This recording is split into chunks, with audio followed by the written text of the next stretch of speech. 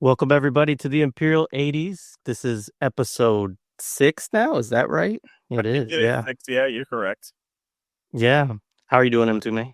I'm okay. I'm good, good, good, good. Looking forward to digging into another angle of the Imperial 80s. I mean, as we're looking through these films, the angles of things are just Yeah. pretty diverse in their Yeah, this is this. yeah, absolutely. This is a really interesting one, and I'm actually just gonna introduce our guest so that she can also talk a little bit about like why she reached out to us with this film because actually it wasn't one that you or I initially were like, "Oh, we need to do this." I'm really glad that we are because it Mm-hmm. is so freaking weird and racist. But like it so anyway, so folks know Jemma DeCristo. Um She's the author of the forthcoming book, The Aesthetic Character of Blackness, and is a frequent contributor to the podcast Sad Francisco and an organizer in San Francisco. And we've had a couple conversations with her on Millennials with Toshio, talking about a lot of California neoliberal stuff, Gavin Newsom, Kamala Harris, all that kind of shit. So, anyways, really glad, Gemma, to welcome you back to the Imperial 80s for this conversation today. Thank you. Thank you for having me. I'm a big fan of this series as a film person, and I'm glad to be. I don't want to say I'm glad to be back in the 80s because, as you've shown, I think it is. I also think we can talk about this. I think it's just such a bad period for U.S. cinema. Great for a lot of other countries, but bad for U.S. I agree. Thank you for Thank you. Yeah, I would love. Yeah, we could definitely get into that. And oh, did we want to plug the couple of the crowd funds below that I Yes. sent you? Yes. Yeah, go ahead and do that Okay. first. So one is for that I both run for this Ghazawi mother Hala, who if you can support her, that would be very appreciated. She's a widow with 5 children. And the other one is Sofraa Gaza, which is Sofraa is just ambassadors of Gaza, and it's these young Palestinians who are doing mutual aid work for their community, and they're really sweet, and they're doing, the kind of things that I think people who listen to the podcast are going to be like super supportive of, in addition, of course, to supporting the liberation of Palestine, but also just kind of the mutual aid work and support during this starvation siege and genocide. And so, yeah, if you can contribute and recirculate those on your socials, it's very appreciated. Absolutely. And we're pre-recording this, so I will add that to the show description so that we have it. So folks, as you're listening live, go down, check the show description, check the link, support. So let's start though with like, because you reached out to you and I were going back and forth, Gemma, a little bit about films, and there's a lot that we could do, and I'm sure we'll have you back to do others with us, hopefully. But this one in particular was one that you were like, "Ooh, you guys need to do this one." And so, say a little bit about why that is for you, like where this desire for you to cover this film came from. I have to clarify because I was telling a friend all the research I'm doing, and they were like, I was like, I'm watching, like The Life of Susie Wong or whatever, which we'll talk about these kind of movies. And they're like, wow, you're watching a lot of racist movies. And I swear it's not, it's not that I just love race. Like, oh my God, these racist representations of Asian people. I just love it. So, it's not that. It's actually because I think when I was like maybe teenager, early 20s, I was a video intern as someone who wanted to do media, which maybe we'll talk about, like journalism, because this actually figures in this a lot, which I don't know if you all have talked a lot on the series so far about kind of the boom of like big media. Like this is a little before CNN, but that would be a great, kind of way to talk about the Sue character a little too. But this film came to the attention of me. She found me because I was a video intern at this thing called Paper Tiger Television, which was one of those sort of public access, pro-public access, kind of the influence of well, I can say this, probably they've changed it. Hopefully they had the password to stuff that I had to log. I had to convert VHS stuff from the 80s. This was in the 2000s, well into like 2007, 2008, something. I had to convert VHS tapes they had done that were these public access shows. For younger people listening to this, public access is this thing. There were these broadcast channels that, theoretically kind of anyone could broadcast on if you got time slots. I think you had to pay for it. I don't know if Paper Tiger paid for this. Paper Tiger is based in New York, and it had this leftist sort of very Frankfurt School media critique. The password on a lot of things was Adorno. I don't know. Sorry, I'm like, this is 20 years ago, so they should have changed it by now. And I was very into Adorno, which maybe at some point, well, we didn't necessarily talk about it now, but like at some point, I'm sure if I'm invited back to talk about something related to art, aesthetics, and representation, I'll talk more about that. But yeah, so, it was a really interesting thing because they basically did what I think a lot of YouTube essays do now. It was before YouTube, again, for younger people. Actually, YouTube was around, it just wasn't really big. And there were these video essays, we'll call them that, it was a very big format in the 70s, especially the video essay, that were about kind of reading culture. And so, again, very similar to what we're doing here. And one of them was called Year of the Dragon. And it was just arbitrarily, I think I got assigned to it. Maybe it was one of their more popular ones.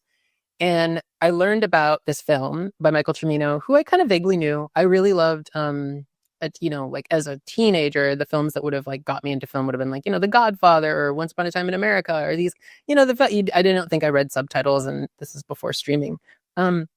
So I kind of vaguely knew who he was.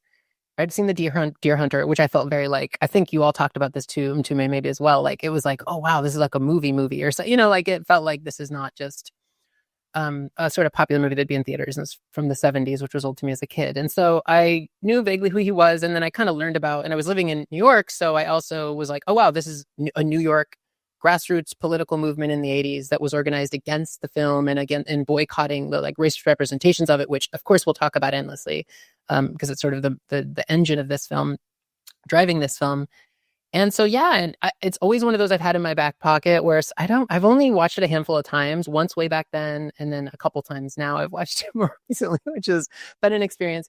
And when you brought up the series, I was like, well, this is a really interesting one because it brings in all these sort of things. And I think maybe some of the things we'll talk about are like, of course, like the figure of Vietnam, that whole clumsy allegory in the film. And then also sort of thinking about the relationship between kind of Asian American identity and imperialism, which I think is an interesting thing at this moment. And we'll talk a lot about that in terms of the we can call it, I guess, grassroots movement against the film, which gets very interesting, or has some interesting angles to it. I'll say it doesn't get very interesting. It is what it is. I think that was what made me. Yeah, there were some other films I recommended, but this one, I think this stuck with you too. So you were also like pulled into its allure. Yeah, I mean, for one, I'll just say and I know we will talk about this throughout, but there is kind of a paucity of representations of Asian people in Hollywood, specifically in the 80s, 90s, even you could say like the early 2000s.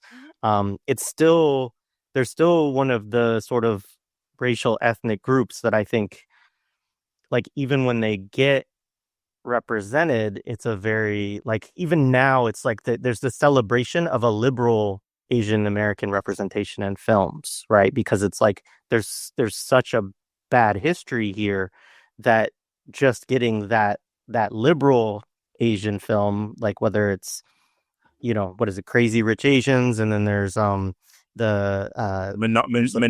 recently. That was like one of the big. Yeah, but that was being a moment. I agree with you though. Yeah. No, yeah. and Better Luck Tomorrow was really big when I was the video intern for that, which was very like, racist right-wing Asian kids in the suburbs, but it was like, yay, we're not. So that was such a mode. And yeah, Minari, the kind of like new Asian American sentimental cinema. Yeah, so I mean, that was part of it. Is I also was like, oh, it's interesting that Asian Americans feature so prominently in the film in the 80s, and that it's not one of the things you do have, of course, is like kind of coming out of the 70s, right? As you have the history of like kind of the kung fu genre, right? Or like some of these films, a lot of them actually are not in English, but are either dubbed or subtitles, right? You have Jackie Chan. You have the kind of Hong Kong film industry too, which is, I know we'll get into that too, because we'll talk about Hong Kong with this film as well. But it's still like this very kind of marginalized, thing within the industry. And so it is, I think, interesting on some level to have a film that centers around it. And obviously the big other genre of this, of course, is the Vietnam film, which, of course, Asian people do almost always appear in, but not really, right? The representations of them are so caricatured and bad and racist, and really they're just kind of you use the term inscrutable, Gemma, which like maybe you could say a little bit about this with regard to Asian representation in the period.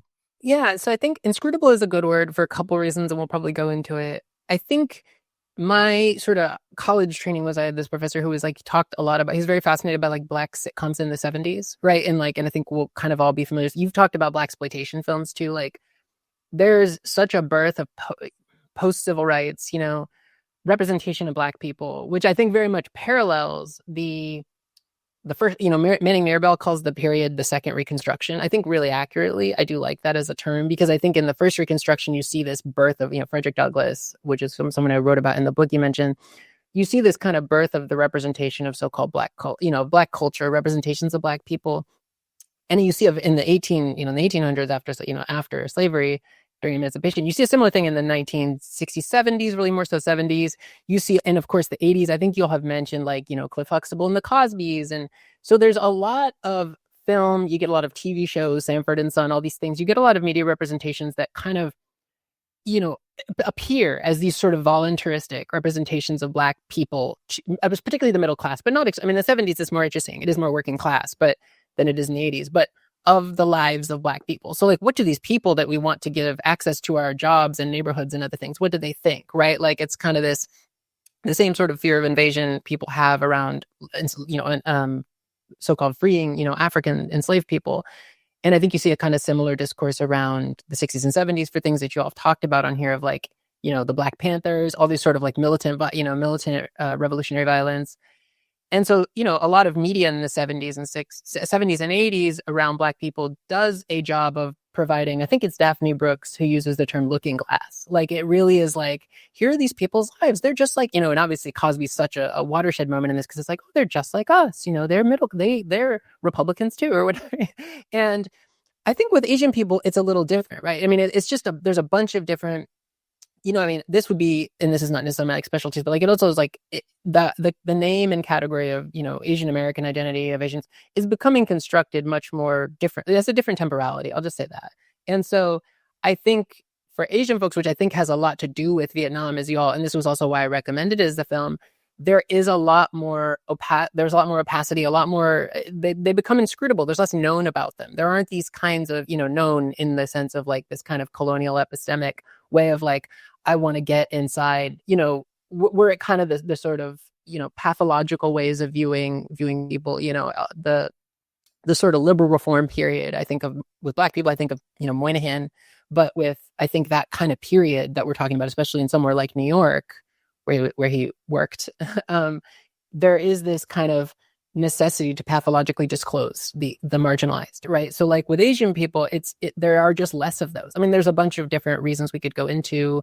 Some of that is geography too, like the places on the West Coast and other things. But so I think there's that kind of simple history. And then there's also probably what we'll talk about too. I don't want to go on too long, sorry, but is this sort of older orientalist trope that people like Edward Said talks about of like the Asian mind or the Oriental mind or the Arab mind. There's often the Arab mind, whereas we are like, black people are like, there is no mind, it's like, or it's less than a mind, like, whereas with Asian people, it's like, there's something inscrutable about the mind. There's a lot, especially around Chinese people, around kind of an inscrutability, right? So like, what are they thinking? What are they scheming? What do they know? And of course, Vietnam and sort of everything around it, right? Because the whole region is set on fire by the US and the French and other Western powers.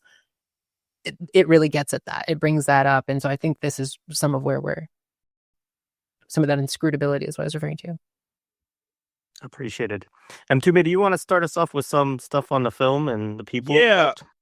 It's interesting because the film, when Gemma and Jared presented it to me, I was like, this sounds familiar, but I couldn't quite place it.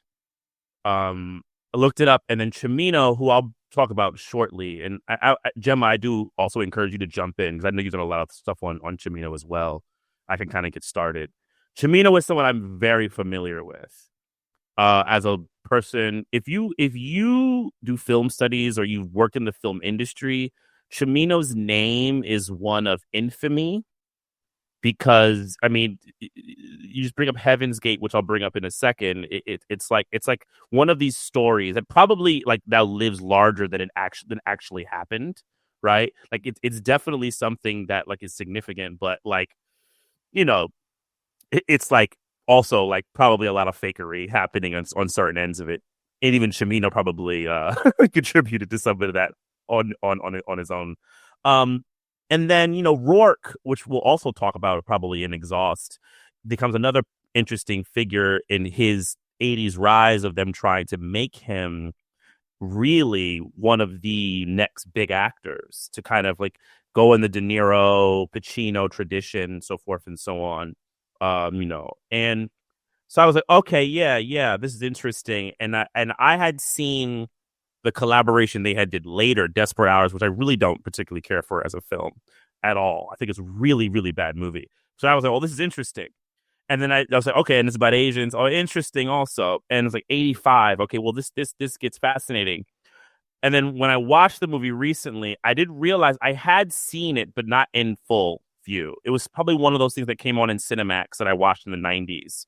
Because there were definitely things that popped in my brain with it.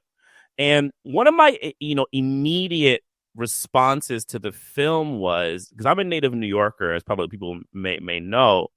Yeah, I was born and raised in New York, and I come up in the 80s, born in 1980.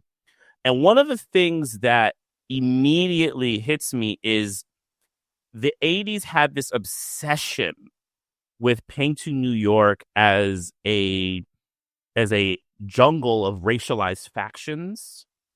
Like this was going to be the explanation of why the austerity measure didn't work in the 70s. It's this racialized faction ganging that's happening around. The Italians are out, which I think is a huge thing, and it's even mentioned in the film, right? And it's not just this film, though. We could argue that maybe this is one of the first films to jump into this in a major way. King of New York does it later in a different kind of scope, right? Because the whole thing with Walken, he takes the different races and he cooperates them into one, as he's like the racial the white overlord of these, you know, black, and you know it's interesting, Ferrara's brain in that kind of way. So I was like, oh well, this is an initial entry into this new kind of thought of films of like the new who are the new factions. 91, you get New Jack City, which definitely tries to do it. The Italians are out, the black folks are in. You know, I was like, oh, well, this is interesting in that kind of way. But then I started, you know, going down the ticker and I said, oh, Oliver Stone. Okay. And so Cimino and Oliver Stone, I'm like, well, this is an interesting pairing. And for people, many people know who Oliver Stone is, I think, in the general public of watching, but where I think people don't realize how much Stone wrote. We know his films. We know JFK. We know Born on the 4th of July, Platoon, Any Given. You know, we know all these, but he was a significant screenwriter. And that's how he cut his teeth, getting into being able to become the director we know now. And kind of tracking through that, I think if you're going to do some kind of really dig on Stone, you kind of have to look through it. So, Cimino, this is Cimino's film after the big failure of Heaven's Gate, which took him a little while. He had a couple of projects that almost kind of wouldn't happen. Cimino's also very famous for The Deer Hunter, which came out in the late 70s. And The Deer Hunter was I think it was his second film, big Oscar winners, you know, a lot of like success. Though there was pushback from certain film people about of I forgot who called it. They said they called it a right wing. They called it a right wing film. I forgot who. I think it might have been. It wouldn't be Pauline Kael. I don't think it was someone who called it that. It would have been Pauline Kael. It's someone, maybe Janet Maslin or someone like that, called it that later. Someone said that. Right? It sounds very Janet Maslin actually. Said that about the film, right? About Deer Hunter, and I share a kind of distaste for the racialized depictions of the Vietnamese in that film. It's really, really problematic. Though when I was a kid, you know, The Deer Hunter was something that you were supposed to love, right? then Heaven's Gate's this huge failure that like we could litigate another time. And he comes into this film with there's a lot of, moving parts. And Stone writes the script, right? And they have this collaboration, which is funny because if you read Stone's accounts of the collaboration, they're really hilarious. He's like, Cimino was like the craziest person I ever worked with, like 24 hours. It took forever to work with him. And I think it adds to the kind of mystique around Cimino as a filmmaker who, I mean, we'll talk about it as it goes on. Has a interesting background, and Jemma can really speak to this. I know you've done some really good stuff on this, and we were writing in your notes, because like before even knowing that, when I watched Cimino's work, there's like I get the lushness, but there's like a staccato-ness to his filmmaking that I just couldn't quite grasp onto. I always find it like it's not contrapuntal. It's not like it's like that would be more purposeful. This feels like real stilted, right? So I always have trouble, but I could see he has these real aesthetic, attractions, and really creating frames that have a lot of punch, right? But then like some of his like movement choices, even like in frame, feel counterintuitive. Like there's a shot that he uses like a POV of like not even a minor character, like a background character to look at Joey Tsai. And I'm like, why?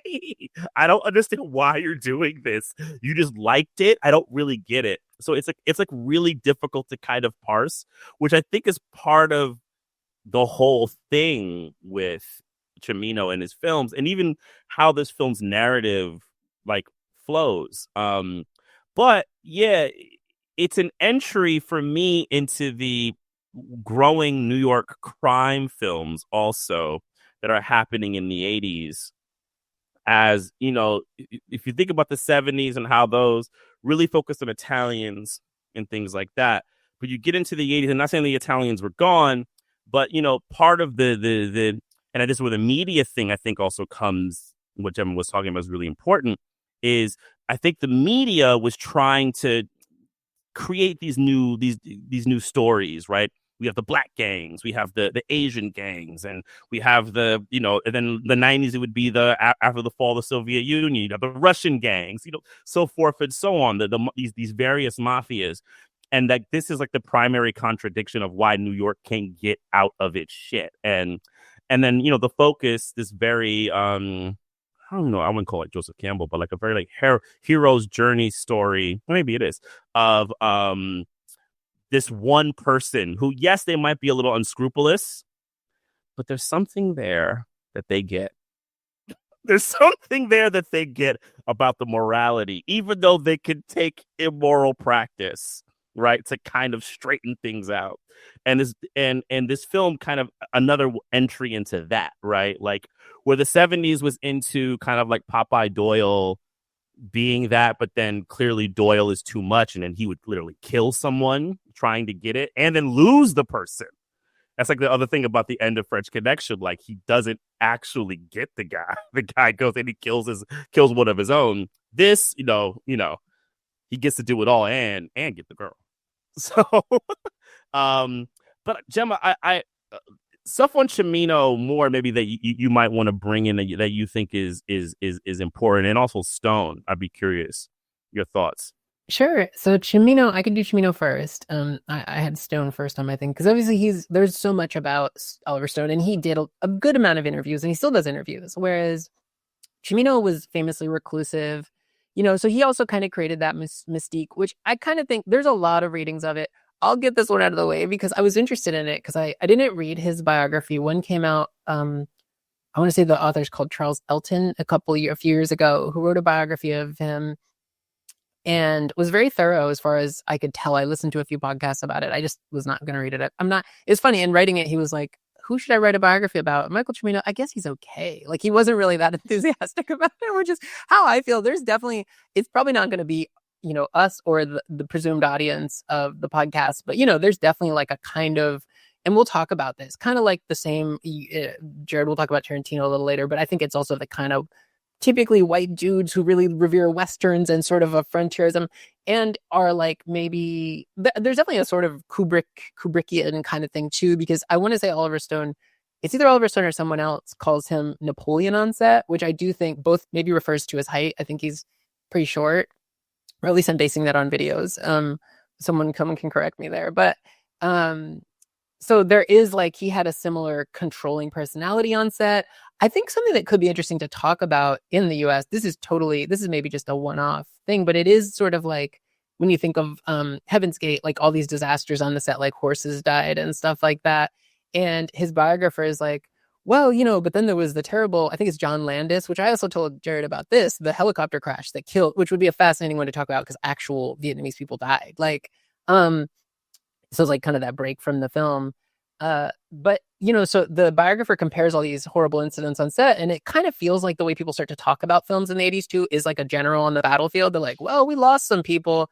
You definitely get that from the 70s a little too, which is like someone died, someone goes to work. I mean, obviously this happens with a lot of working class professions, not to like, minimize it, like people working at farms and things like that. But, like you go to like, I'm going off to the movie today and die. Like, it's just, this becomes, because the productions become so big and there's so many moving parts. I think that is actually a lot of it. Like, I'm less aware of people dying on like, the sort of like personal films of the 60s and 70s or the Nouvelle Vogue or someone, like that feels less likely to happen on those films.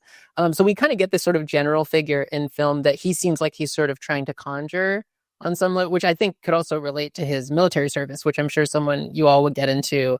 I'll leave that for someone else to do, but if not, I can do it. There was also, his biographer also said he may have been trans, which I think is an interesting narrative, which is, very possible. I don't feel any kind of, I'm just getting this one out of the way because I think, and I'm happy to do this one as the and it's interesting because he, it's like you look at older Cimino interviewed and I was like, oh my God, that's the older lesbian. That's the older white lesbian. I see you. Like, it was just, the aesthetic is so good. Like older white LA lesbian, like the glasses and is like very over it.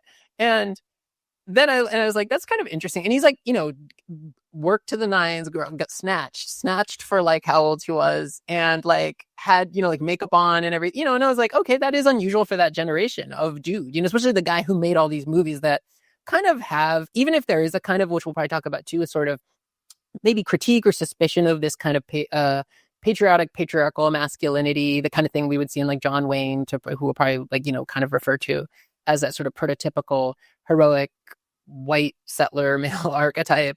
That was unusual for Cimino. So allegedly, a wig master like fitted him for wigs and stuff and was like, oh, I know him as Nikki. And then when she kind of who he didn't know. And then when she kind of confronted him, look at this, look at that. Yeah. Look at the everything. Yeah. The blazer, soft butch, give it to, so, like, and then when he was famous for this too, is that he would cut people off. He's very secretive, which kind of, that again, that totally can be, that's a very common trans thing, is like, you're just like either trying to get away from your old life or you're like uncomfortable with coming out or whatever. We don't have to go into his psychology that much because his ideas on psychology as Stones, and we'll talk about this too, are just very weird. They're not like psychoanalytically rich or whatever. In the film, I mean, but as well as people. So, may or may not have been trans or whatever. I also don't think like that obviously doesn't stop him from having these kind of imperial machinations. And we could go, we don't need a side project could go into the history of like the trans flag, which was a white trans woman in the military. So there's lots of this history that wouldn't obfuscate this. I don't think a whole lot, but just had to get that one out of the way. Sorry. A big thing, and we'll talk about this too, maybe a little bit, that interests me, and I think it could interest us too. It's something to talk about, that kind of general persona on the film set, which, many people associate with Kubrick. If you're listening to this, I feel like he famously was like, a perfectionist. People had to do 50 takes or whatever, in some cases with Shelley Duvall, and kind of terrorizing actors. We can also talk about labor conditions, because on the set of Heaven's Gate, they once waited like for the golden hour or something to get a perfect shot, and they skipped lunch, and an extra a gaffer on set was like, well, what about lunch? And he's like, lunch, this is art, this is more important than lunch, which is very like, I think that he is like an aesthete, but he's not really an ideologue, which I thought was interesting. And you kind of like, I don't know that I would necessarily, I couldn't find it, but his biographer said he called Heaven's Gate a Marxist Western, which we could talk about whether that's possible or what that means, which would also be an interesting topic. And yeah, so he was an aesthete. He didn't go to film school, which is somewhat unique of that. I wouldn't say unique of that generation. A lot of people didn't. William Friedkin, think went to film school. A lot of people came up through TV, like Robert Altman, the all-time. Well, which maybe we'll talk about people trying to recreate MASH, which is what I think sort of also in here.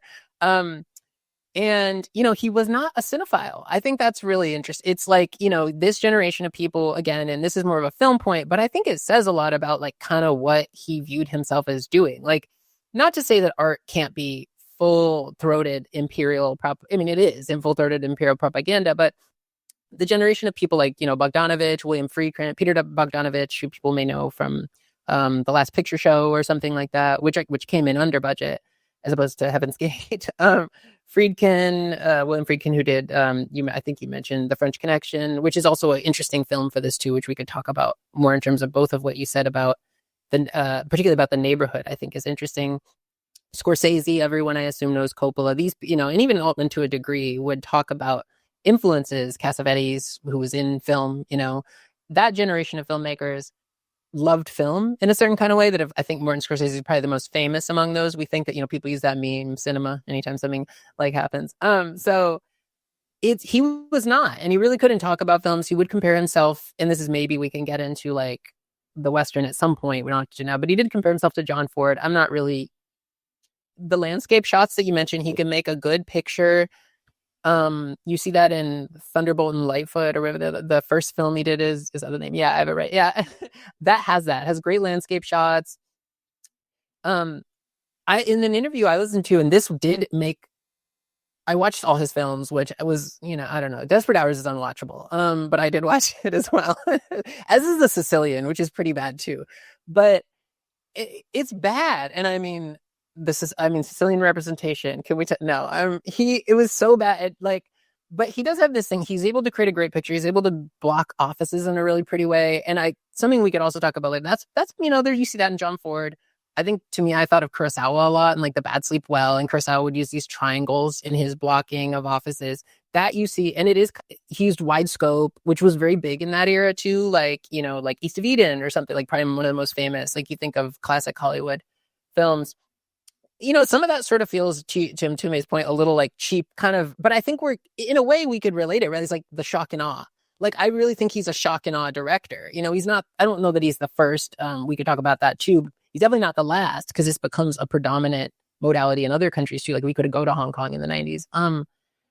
But yeah, and he talks about, someone asked him a question about film and he was like, well, after every landscape shot or wide shot, you have to have a close-up, and after and it was like I was like, well, no, you don't. Like it.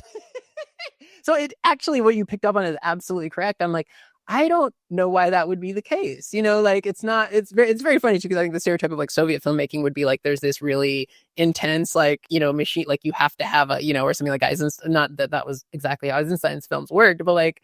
And no, he had this idea that you just had to do so his editing is very chaotic. And in the case of something that's trying to be more mainstream, which I think is what you see him doing after The Deer Hunter and, really just after the 70s, because again, we talk about that in the 80s, it's just very confusing. You don't necessarily understand the characters. You don't understand why we'll talk about the restaurant scene. To me, that was the most confusing, both the setup and the shootout. Especially you compare it to like shootouts in restaurants, which become a huge kind of formal move in a lot of movies in the 80s, but also in US and Hong Kong cinema, for example. It's very confusing. I wouldn't necessarily know what he's trying to push, but so I don't know if you want to talk about his military career too. Let's see what else I talk about the mystique. I can jump in and just say a couple of things about Vietnam and both him and Stone, because I think that's interesting a little bit with the film is like, so he doesn't actually serve Cimino doesn't actually serve in Vietnam, but he lies and says that he did, right? So like the Deer Hunter, he was promoting a story that he had joined like right after the Tet Offensive in 1968, and this was not true. He did serve in the military, but it was like he enlisted while he was at Yale. And he did like 5 months in the early 60s before troops were deployed. Yeah, maybe 62 before they were deployed to Vietnam. And, but he made up this story that he was a medic attached to a Green Beret unit. Right. And that Deer Hunter was like him wrestling with his own Vietnam experience kind of thing. So it was a bullshit story, and it got exposed by people. And it got exposed around the time of Deer Hunter's release, like maybe as it had come out, basically, which makes sense because people would dig in and be like, and I'm sure other veterans probably were like, no, he was like, we don't know who this guy is. But then you have Stone, right? Who's the other, I mean, these are the two key creators here. Stone did serve in Vietnam, and Stone volunteered for combat experience or combat. He wanted to go fight people, and he viewed it as a rite of passage, basically.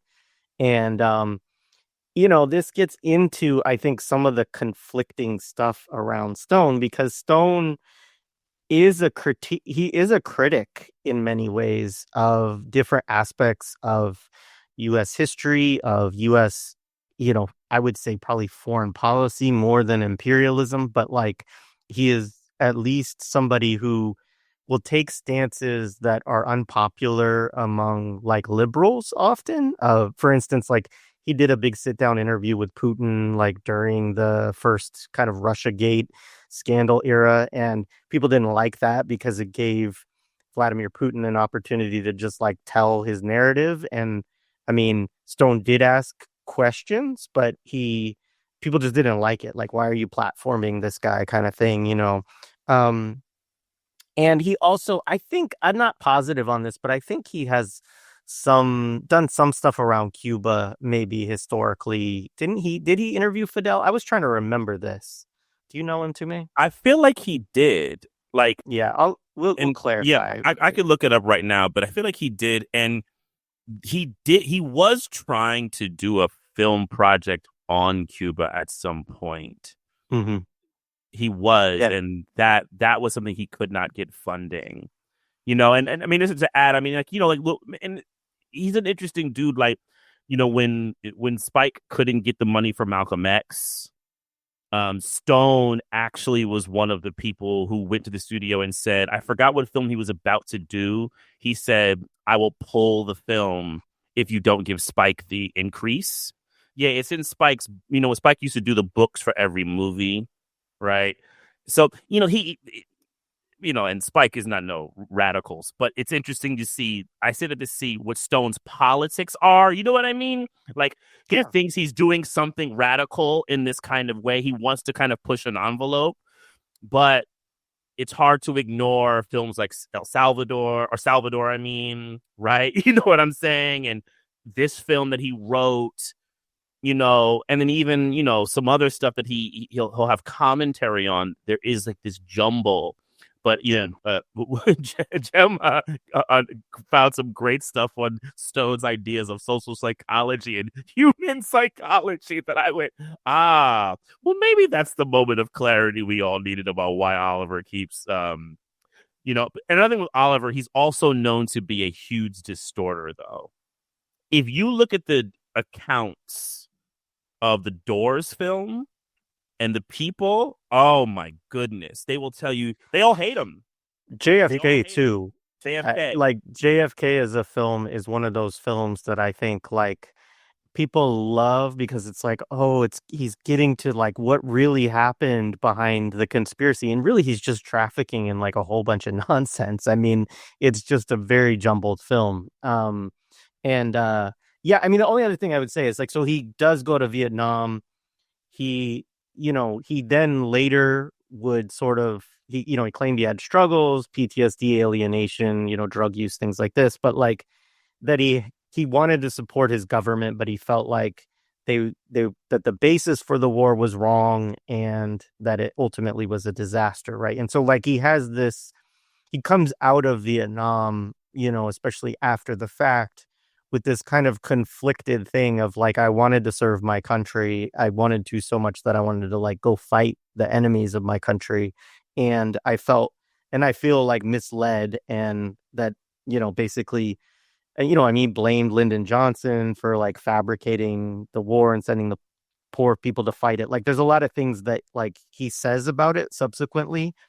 And then obviously there's a number of films he does, like the more prominent ones are Platoon, Born on the 4th of July, and Heaven and Earth. But like this is a Vietnam film too, and it comes up in other films of his that are not as overtly connected to the war itself. But yeah, that's all I would say about that, really. I'll add one thing.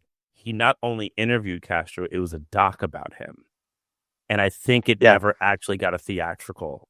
That was the controversy that I remember. Or like the theatrical got delayed or something like that. I think I've seen it. It might be on Showtime. Like some of it, a decent amount of his stuff like ended up in that kind of realm, and like the, you know, properties for, I think, Showtime primarily. But yeah, I think I have seen it, which is where that came into my mind. And it was like, my recollection of it was that it was actually pretty good, right? Like it was interesting in kind of, it sort of mirrors the style he took in the Putin interview thing, but like it's like a lot of interviews with Castro, like him asking him different questions and giving Castro the space to respond. And then, you know, there's a little bit, like you say, a little bit of documentary style around it and so on. But yeah, and then of course he has some series too, right? That's like the history of the United States. That's kind of like a maybe a Howard Zinnish like infused kind of thing, you know. So yeah, that's all that gives us a taste of who he is. I have a lot to say about Stone, but I won't try to go. Oh no, I don't actually have that much. I think one of the things you said, which maybe this will help people as like kind of also thinking of politically, aesthetically, it seems like to me, he, in an interview in the same long one I quoted from 1992, which people can find on YouTube, he's like, I think this also gets at kind of some of his weird waffling and especially his investigative approach. He kind of reminds me of the person who wrote, I'm forgetting the name, who wrote Dispatches about the Vietnam War. Like it's very that generation. And he says like, oh, I'm a social realist. I want to be the social realist of my generation, like Zola or Charles Dickens. He says Charles Dickens is his hero. And so I kind of think there is some of that where, you know, it's something you've all talked about before, where it feels very American, but not just American too. It very much is generation of filmmaker, where realism kind of becomes people's almost politic, or realism, sorry, becomes their politic, because he's also very reactionary, which we'll talk a lot about in this film too. Like it's not constantly you're like, and I don't think in interviews when he talks about Vietnam that I listen to, he ever used the word imperialism. So he might have used the word intervention. We'll talk about some quote I thought you'll probably talk about this when we do a Platoon. I'm sorry. So I'm like joking, but he says when he got back, his dad was in World War II, I want to say, either World War II or the Korean War, the invasion of Korea. And he says, when I got back home, my dad he'd never get what Vietnam was. He thought it was a police action, which I think says a lot about why he's using the vehicle of police. Again, like Jared, you said, like, oh, well, this isn't a Vietnam film on the surface, but it's actually very much that, especially considering he knows this critique and maybe kind of seems like has embraced some of the critique, with later films like Platoon, or not much, not a year later or whatever it was after with Platoon. And so he kind of, and he's like, oh, my dad thought it was a police action. You've talked about this with First Blood too. He's like, and not a real war. It was a police action. And that hurt my feelings, which is also so funny. And like, on a very Platoon too, right? It's like, I was hurting myself. We weren't really hurting the Vietnamese. We were hurting ourselves. That line at the end of Platoon, which is so good. You have to, which we can talk about too. That I think that also relates to the inscrutability question. It's like, the end of Platoon, sorry, was like, I realized we weren't really fighting a war. We were fighting ourselves. And you're like, no, I think we weren't really fighting the enemy. We were fighting ourselves. Like, which is totally the premise for this film. It really is like, we weren't really fighting the, Asian, this wasn't the real Asian people. We were fighting ourselves. And it's like, well, you're killing a lot of people for not fighting them. I mean, it's, which also takes away the agency of them repelling. There's a lot of collateral damage in that fight against yourself. Yeah, and it is very much part of the thing you all talked about with First Blood, where it's like, he's just going through it. Like, Sis is just going through it. Like, it's like, no, you're committing a what? It's very fascinating that he places.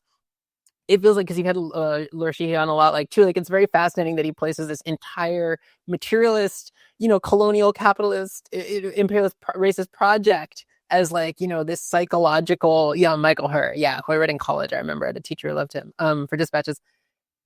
He places this within this kind of like very, he's very influenced by Kerouac. He talks about that a lot too, like this sort of Kerouac, like on the road journey to self-discovery. And it is very like, that is a colonial. He also mentions, I don't think it's this film. It might be Platoon, or one of them was inspired by Conrad's Lord Jim. So you kind of have that. You have that like colonial, like, this is just a journey for self-discovery.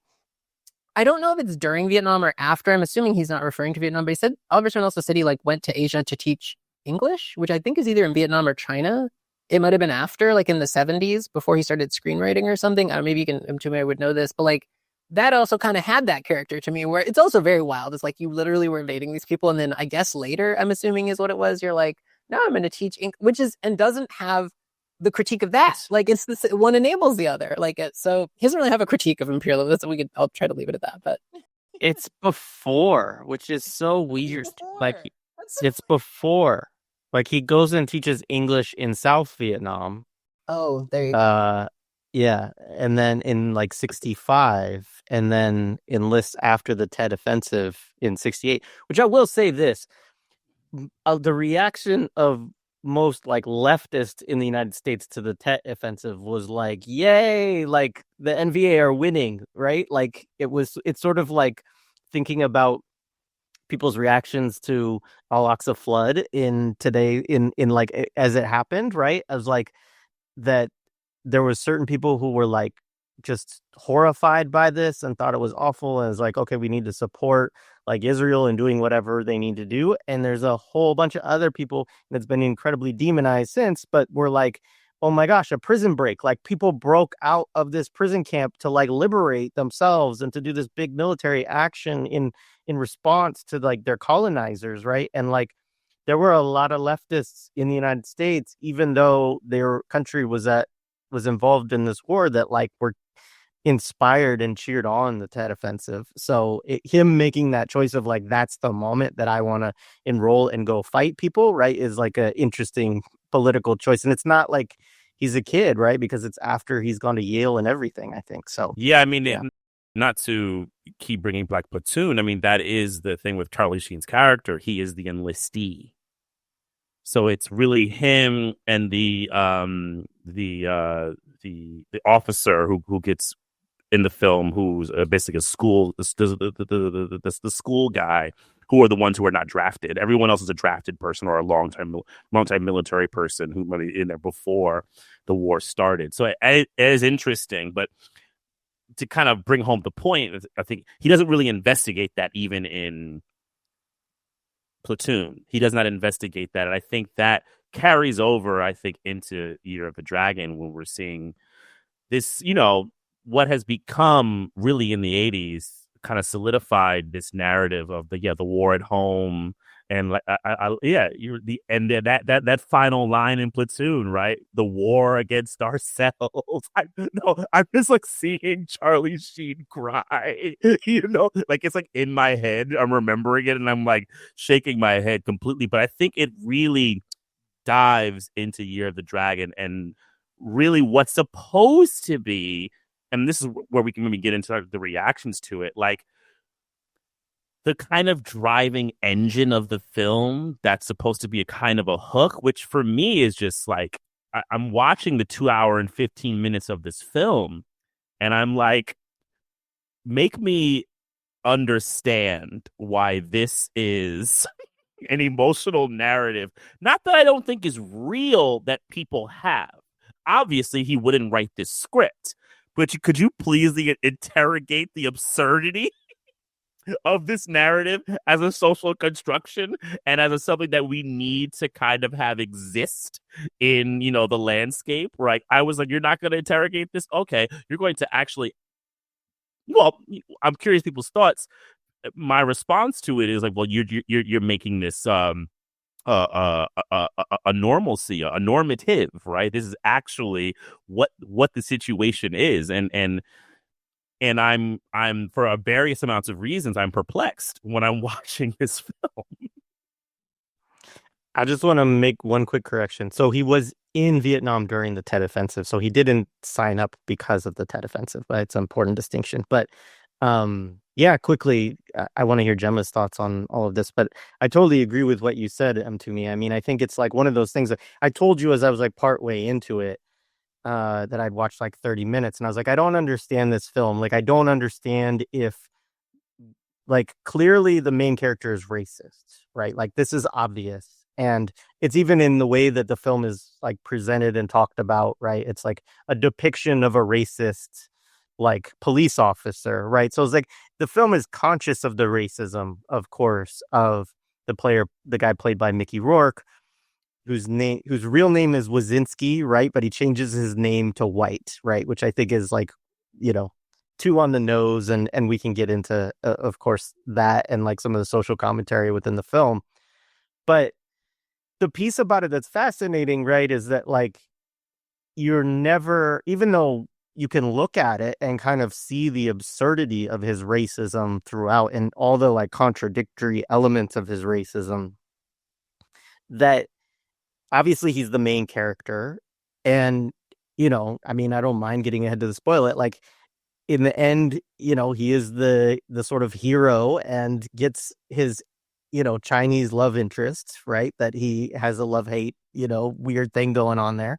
And like the whole, like the racism of the film, like you say, to me, it's like never really, it's all there and it's all presented.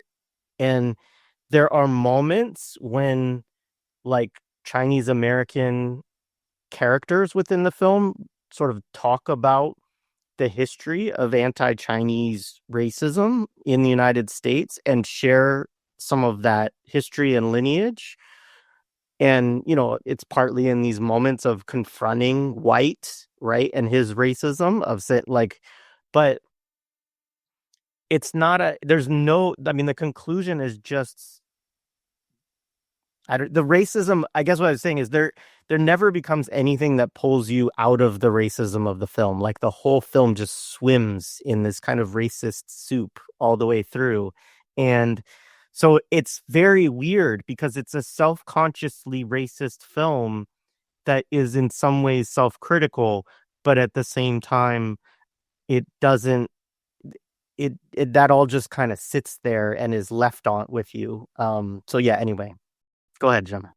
Yeah, so I mean, we can get into the protest, but I want to kind of say this too, because you're making me think that, like, in a lot of ways, I don't know if I guess this maybe would be like the takeaway from First Blood, or even to some degree some of those films in the 70s, like The Deer Hunter, where in a way, and you think of that last scene, which I know we'll get to, but like, since it's the Tracy Sue character who's the reporter, we'll talk about the characters in the story a little, although characters is a loose description, figures.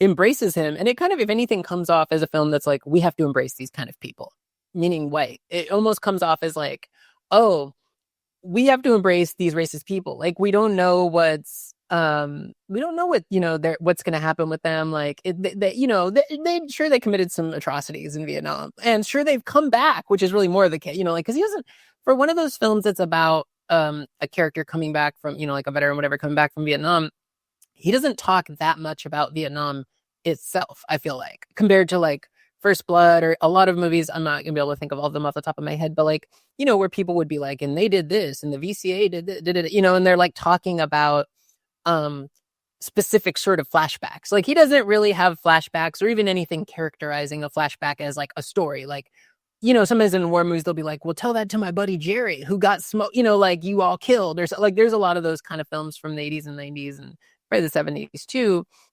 So it's not as if we get Vietnam as the past. Obviously, it is kind of saying Vietnam is the present for him, but there's no critique of that. To your point, it's kind of like, we have to embrace these people because they're almost like a welcome them back to society, and maybe specifically welcome them back as cops. Like, not that, like the difference between, we'll get into that too, like the sort of state violence versus kind of I guess maybe we could talk about, like, would call like the sanctioned nature of, like, thinking about Saidiya Hartman and how she talks about like the law versus extra legal violence, because that's definitely going on here. It's very similar to Dirty Harry.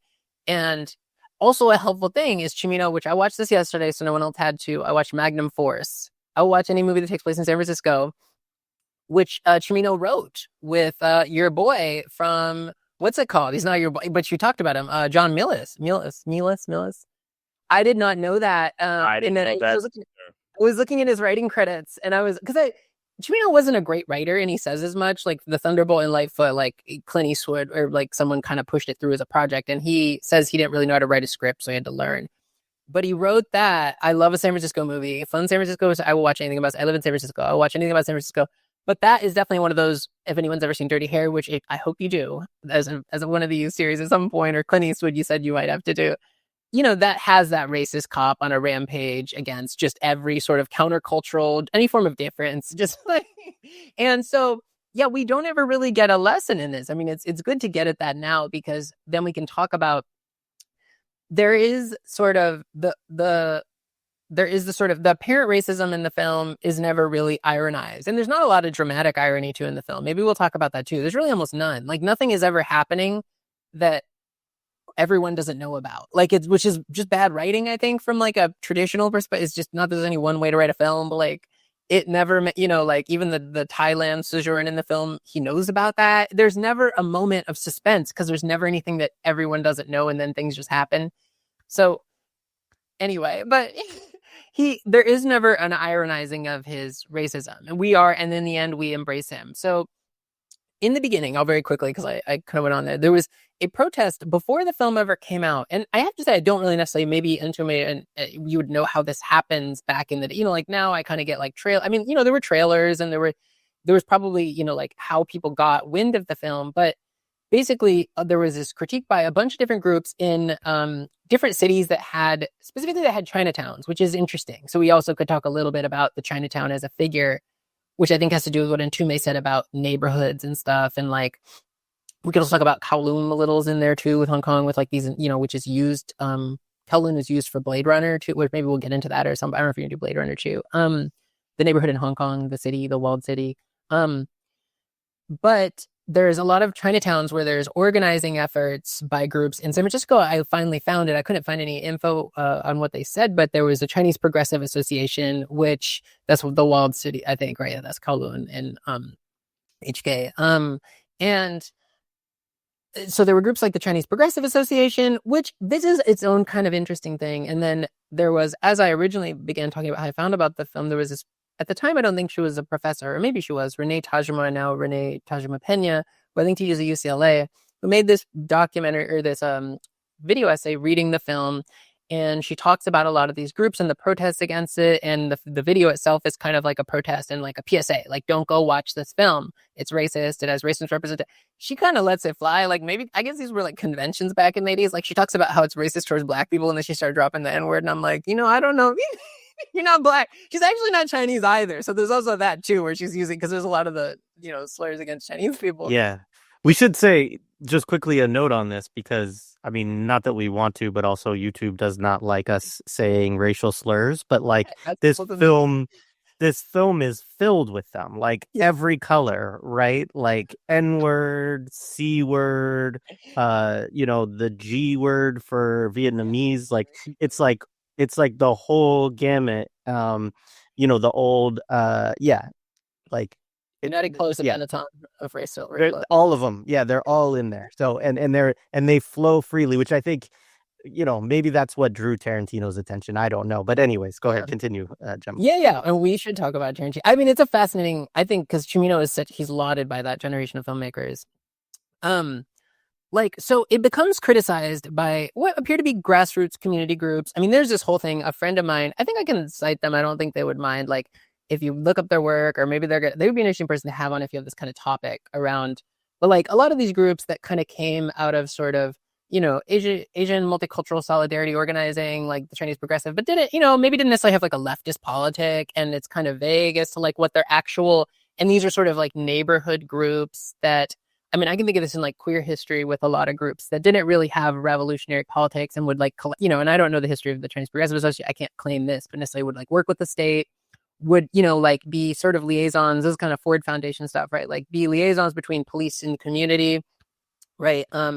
And so it's interesting. A lot of these in New York in particular are the kind of groups that criticize this. It's sort of these like benevolent societies that, another big thread that could be to talk about in this film and probably throughout this series is like tourism, right? That are worried about tourism in Chinatown, right? Because if you have a film that's like, oh, so I mean, the restaurant scene is particularly, I mean, it's wild. It's like you're just gonna be eating at a restaurant in Chinatown, and it's just, you're gonna get lit up. Like it's like, which I think if you're in like Mtume, like you said, the way people looked at New York in the 80s, which I mean, you still see this with kind of like doom loop narratives of San Francisco, and to a lesser extent, I mean, San Francisco seems to be a really big one for people now, right? You had these And I mean, even my dad would say this about cities like New York or Oakland, where he'd be like, "Oh, I'm not gonna go there. I'm not going to get shot." It's like, and it was like, what?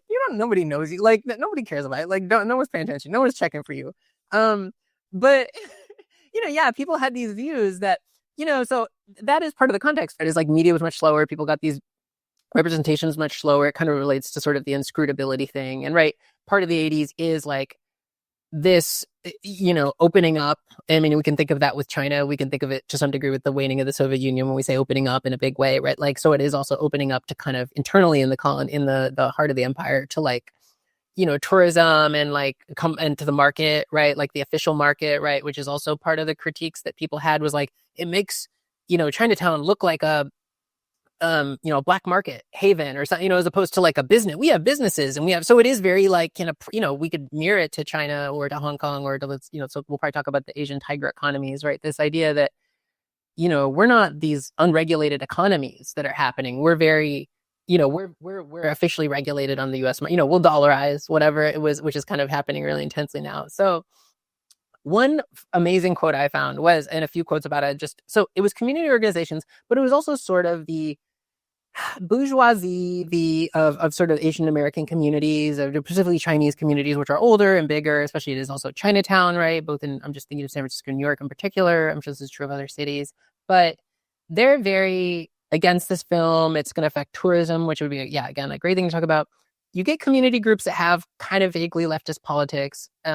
I don't necessarily hear the word imperialism in the rhetoric of the Renee Tajima film, which is interesting. She's also became a big Stop Asian Hate person, which I think is very much in this and very much in the quote that I will next read, which is, there's an LA Times article that was about the boycott of the film from August in 1985, almost exactly, 40 years ago. And it says one of the people they interviewed was Humo, the first Asian American to become a deputy police commissioner of New York City. Like the first, right?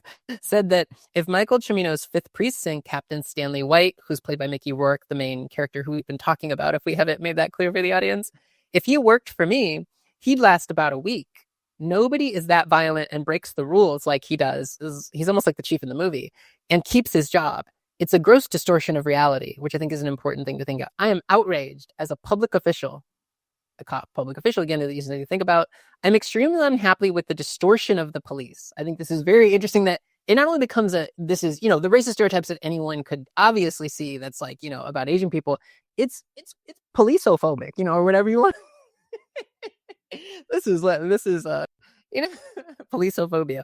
As a Chinese American and a police officer, it bothers me that he portrayed us as being one step removed from being rats, which is very interesting. I don't know what he means by rats. Like, he doesn't mean snitches, because obviously that would not be a problem for cops. And then one last person I'll say was, I was disgusted by the displays as a community member. It's kind of related to this crime aspect, which I think plays a big role in this, right? It's also kind of painting Asian people with, Jared, you alluded to this, the brush, and you talked about this with RoboCop too, the brush that would commonly be painted against Black people. Right. But there was a lot of pushback against that in the 70s. You talked about RoboCop.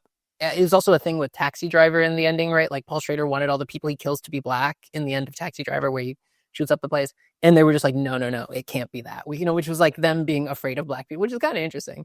So someone says, I was disgusted at the display of so much violence and racism in the film, which, is like very true. It's never ironized. The National Grand President of the Chinese American Alliance. I feel that the producers exploited minorities in Chinatown for economic gain. They had no moral responsibility to the community. They didn't care whom they hurt. The movie depicted the Chinese people as gangsters, power-hungry, illicit lawbreakers, gamblers, and prostitutes. It had nothing positive about the Chinese community. So I want to distinguish between two, like, Jared, you brought this up when we were texting, like, the obvious critique of racism that kind of anyone's going to have, right? And then also kind of the Asian respectability, the fact that for this article, right, an Asian cop is as a person of mixed identity, as a cop and an Asian, right? he's as him being kind of, so like, there is a very central thing that's happening both, and it's in the film too. This is actually in the film. It's also not the film's not capable of critiquing this, but kind of the way in which a response to this, which also Vincent Chin's probably in there too, the Vincent Chin murder, right? But like the fear of representation and stuff, but is like okay, we have to show them we've participated in Imperial projects, and particularly the project of local policing, we could call it anti-Black policing, which I think you get this arc of the Stop Asian Hate, right? Like, and you get, so I think that's a decent summation. Many film critics say, yeah, Chinese police officer. Oh, then this was also someone was said that's why many film critics say that criticizing an example of depiction of a Chinese police officer as an inept automobile driver who careens down the wrong side of the road, which is, I don't know if we'll talk about that scene, but it's just it's like, how dare you depict Asian cops as bad drivers? It's just a very funny, like, but this is where we are in the 80s too, where it's like, we can be cops too. When we drive good, we'll get to the Black person's house to gun them down just as quick as anyone else. Don't you dare, like, it's very fascinating that these become points of and then the last quote I'll read, sorry, quickly before I have other thoughts, we don't have to get into them. But this movie, there's another quote. It says, "This movie tries to deal with the problems in our community." So it's very interesting that there's this nature of like accepting the problems in our community, which I think, there's so much we could say about that. But it is done in a very arrogant, chauvinistic approach, said Gordon Marr, a member of the Chinese Progressive Association. And Gordon Marr became this, I think, very right-wing, like a local politician here in San Francisco. So he was part of the Chinese Progressives. Now he's like, very like, yeah, establishment right. I mean, I would call them all right-wing, but politician. I think he's a supervisor, I forget, but for ages. Films like this really promote an illusion of people of color as being a very primitive and barbaric. So there's, again, respectability politics, but also, I mean, of course, the critique of racism, which we'll talk a lot about, but then I think the reaction to it says a lot about this moment that you've had people like Dylan Rodriguez on to talk about. So I just wanted to really get that out there.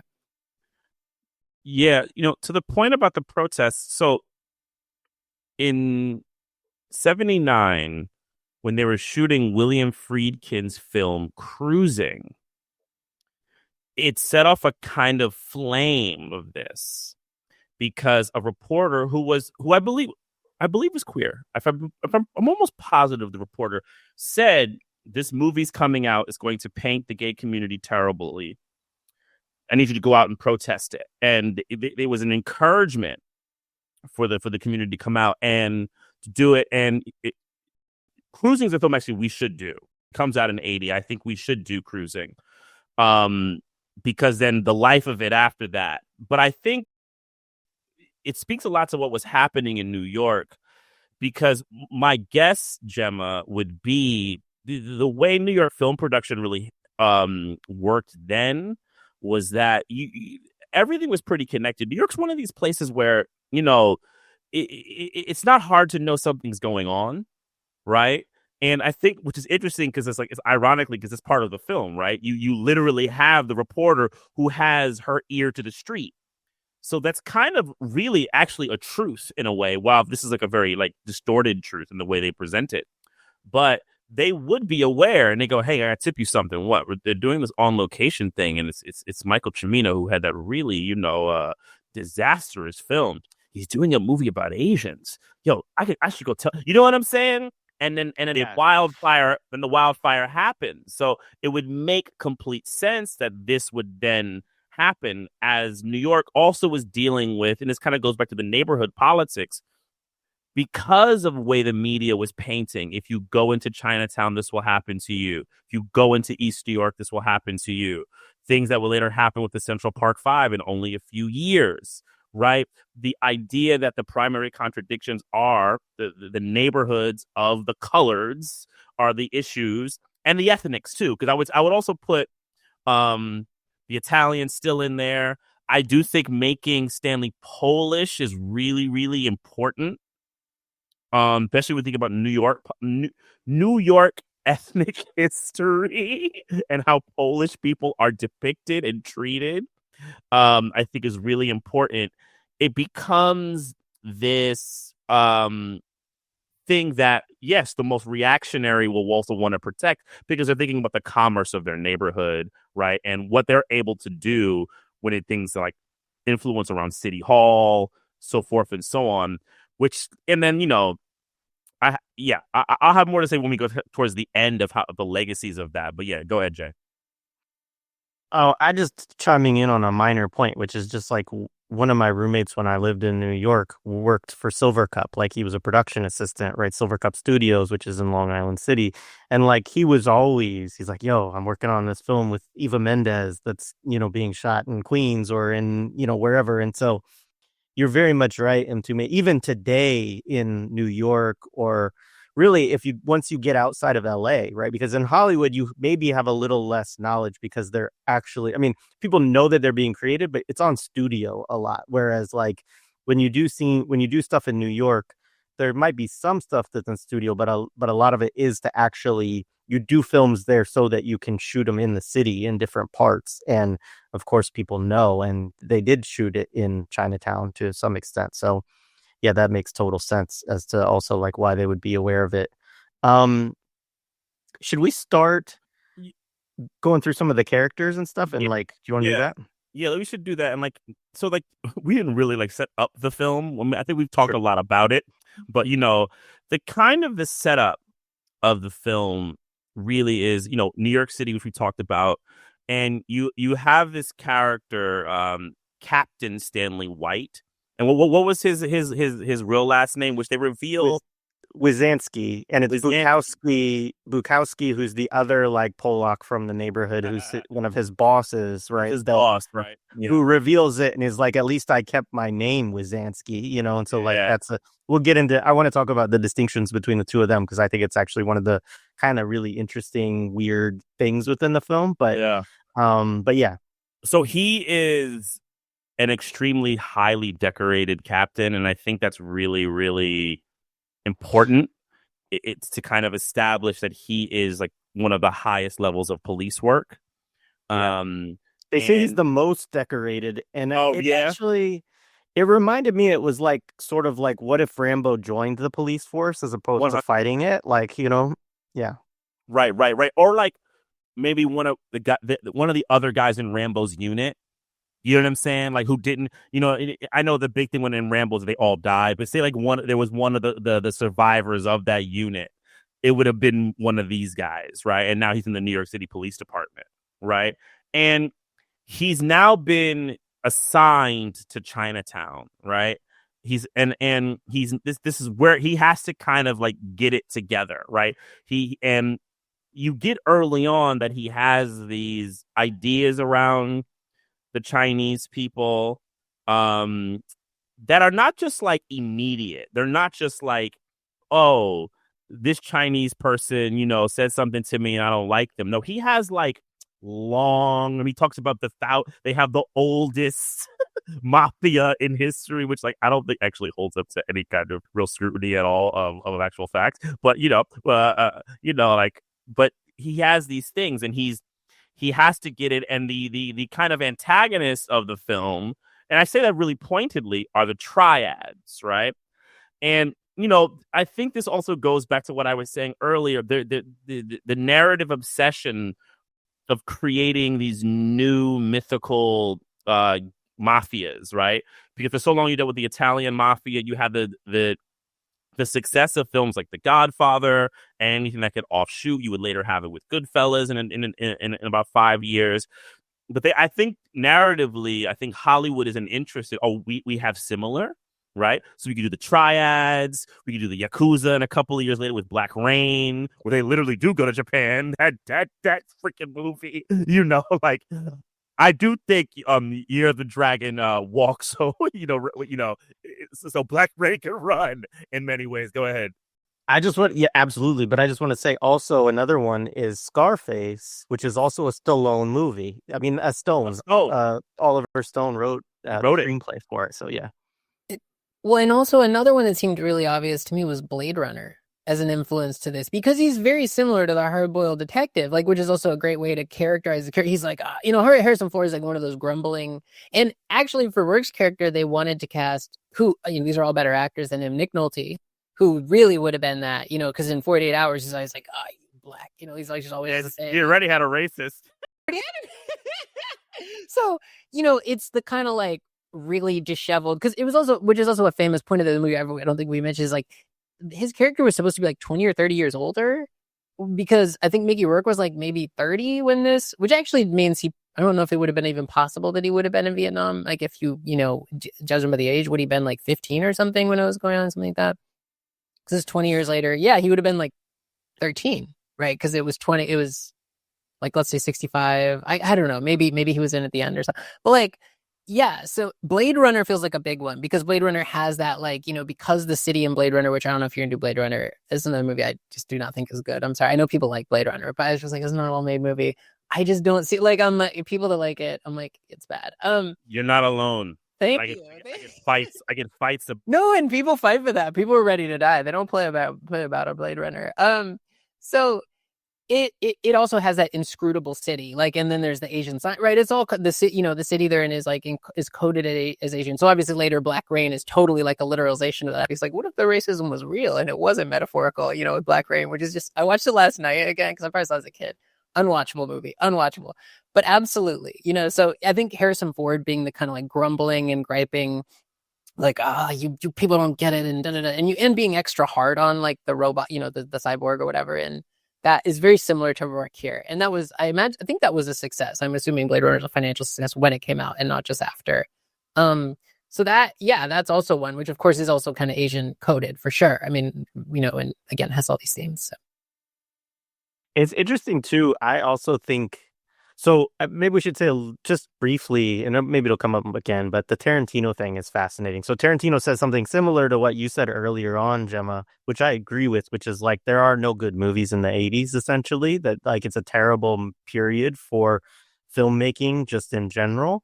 But he's like, but there are these 5 films and that like really stand up from that period, and he names this as one of them, right? So this is like one of his favorite films of the '80s, and one that he thinks like bucks the trend of it being a really terrible movie era, which is fascinating, right? Because it is such a racist film, as we will talk about. It is so full of people, you know it's full of, again, like self-consciously racist people, but as you said, Gemma, like it's never ironized. Like there's nothing that's done that really is like bringing you in on the joke, and there's no punchline to the show. Like it's just there, you know but it's fascinating to me that it fits, but you can see it in his films, like whether it's like Kill Bill, like whether it's also Pulp Fiction. Like when you talk about Rourke, one of the things I found watching it is that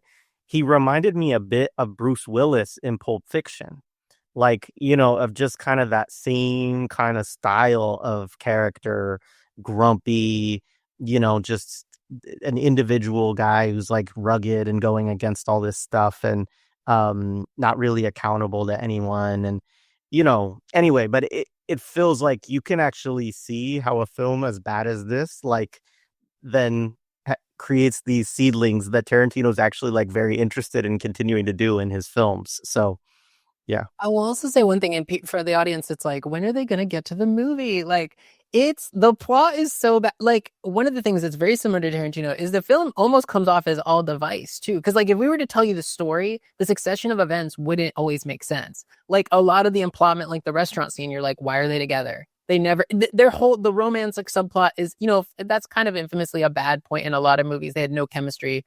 We go into that, but like, a lot of the jump in action, it feels very like Tarantino films, and that something just happens, right? It's almost like a device of the writer. And this is very much his approach to making film, is like, I did it to shock you. You didn't know that was coming, which is like a very empty, I mean, we go into kind of the nihilism that Mtume has brought up around a lot of film too, where people have this hyper fetishization later in the 90s, which, so I could see the influence of this film for like the writerly device. And like, like in Pulp Fiction, with spoiler for people who didn't see, like, John Travolta getting killed or something, or the black dude getting shot in the car, Phil Lamar from Mad TV days, like all those kind of. This is how this film is driven forward. It's like an editing, writing engine. I mean, very Stone, ostensibly a good writer in terms of those Hollywood terms, but it really feels like a lot of the action moves ahead.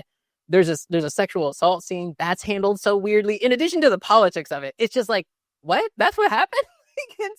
And it feels like it's just revelation of things after one another, and you really don't, so what someone like Tarantino would consider good about this movie, other than I think maybe the kind of maverick persona of Cimino, and obviously he liked Rourke, but I don't know what people's thoughts are on this. Like, it does feel like it has that kind of masterly film, like it's not as self-conscious because it doesn't exist as much in the 80s as it does in the 90s, but there just is not a narrative succession that makes a lot of sense in some cases, and especially in terms of character. I mean, we didn't even talk about Stanley's wife, who's one.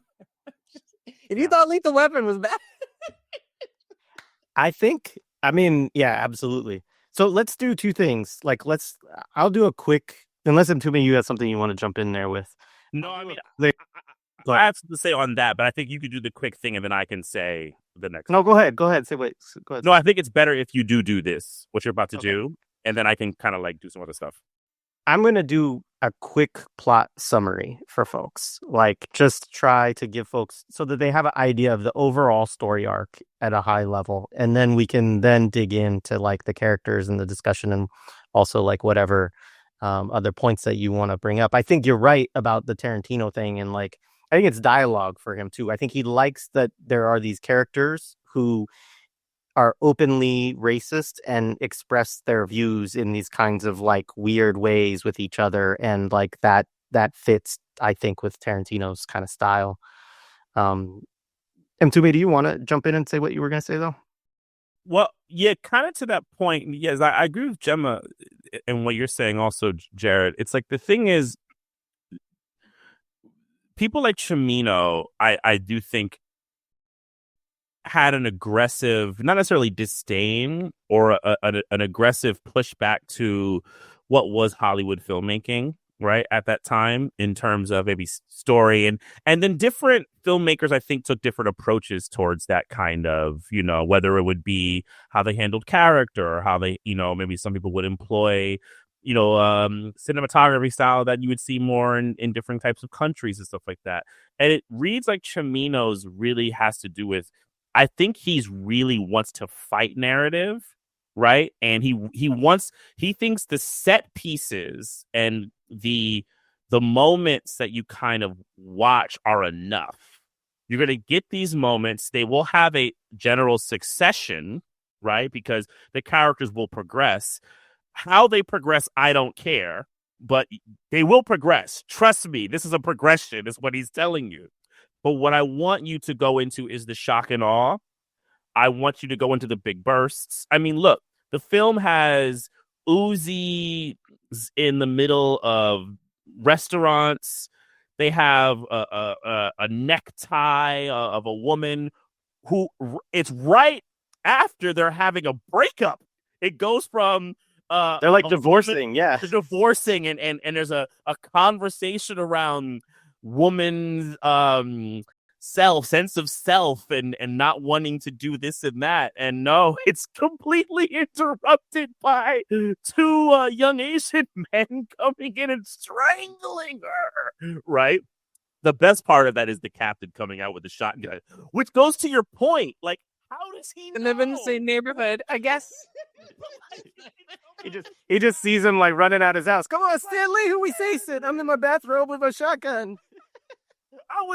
I was watching that and it was late. I was cracking up. I had to stop the movie. I said, this is too much. I actually took screenshots of the scene because there's an error in the scene, like a filmmaking gaffe. Like they actually, so yeah, this is a shit show, this whole thing. But let's see if I can find it. Is it here?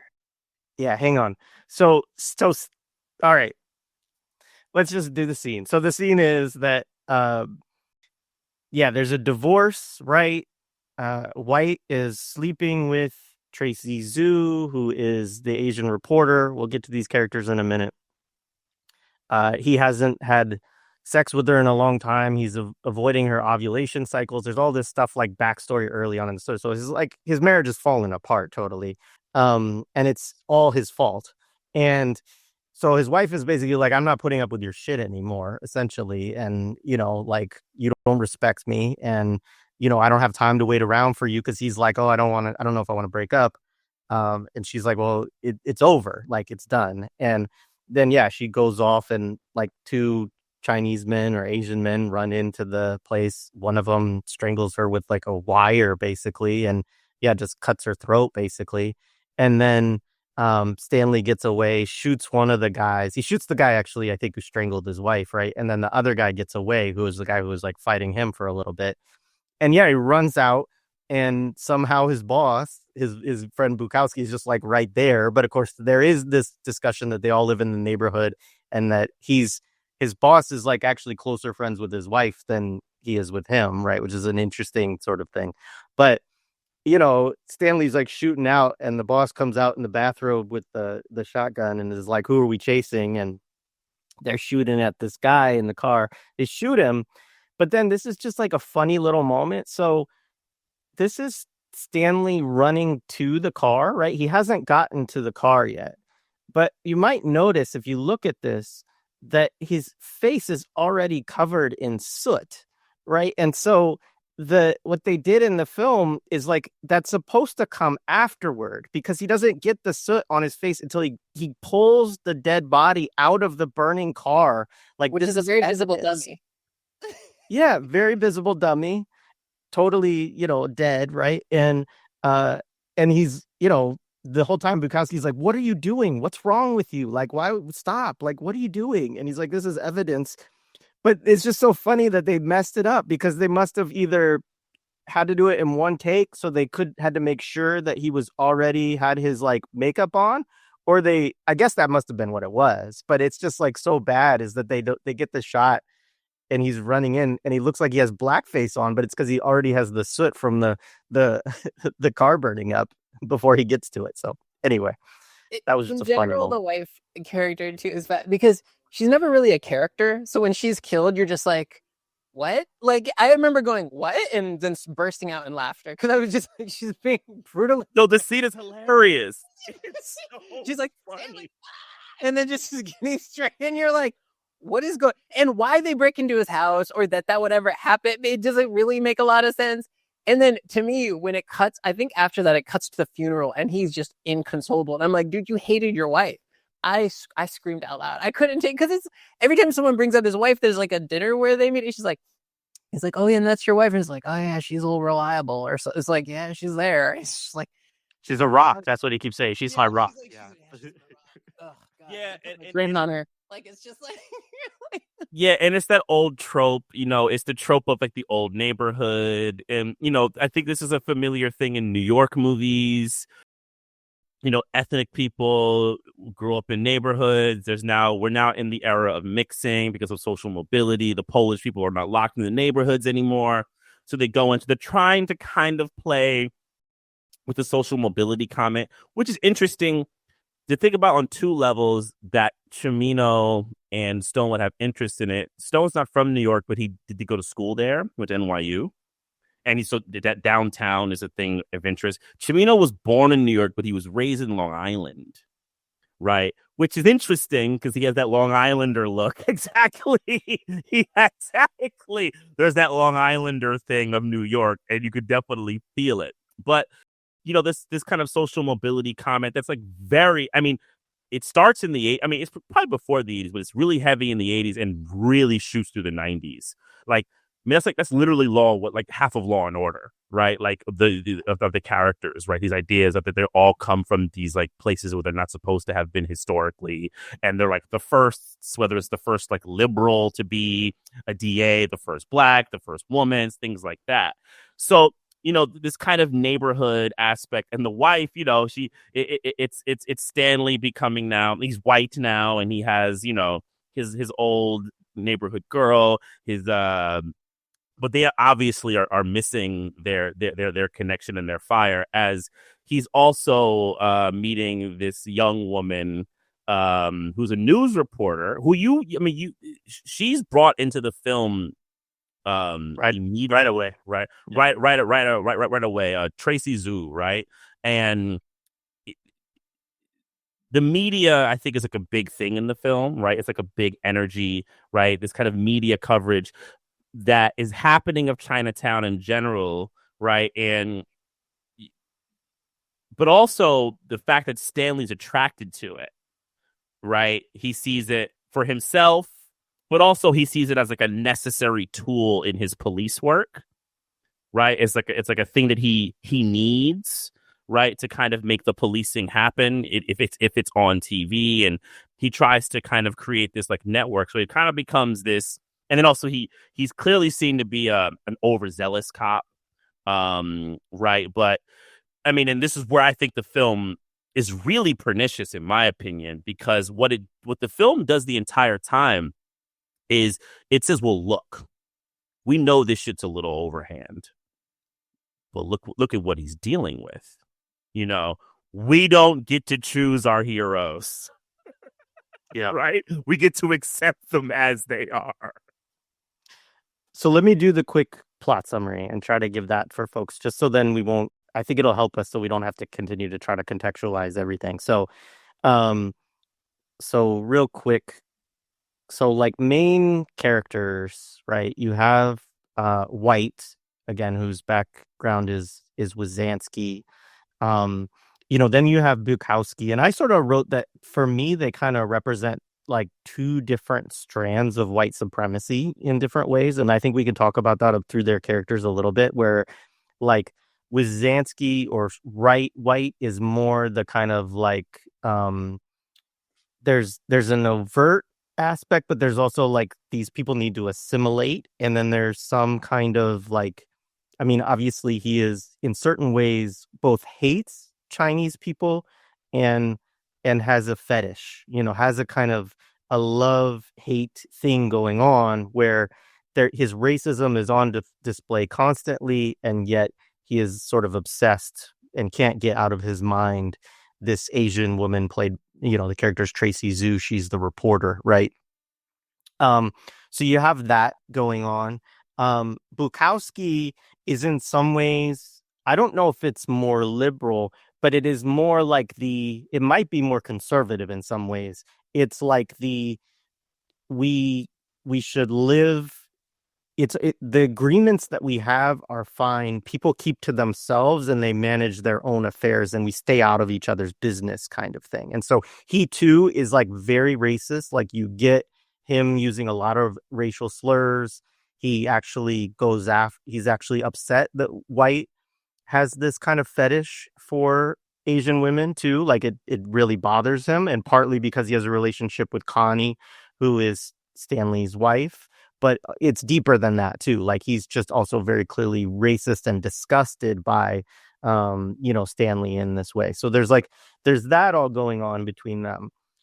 And Bukowski and Wazanski or White, they're the cops. They're the primary cops that you get in the film. There are some other ones, but a lot of the interaction is like kind of debates between the two of them that happen in like the police office and so on. Then you have Connie, who is the wife.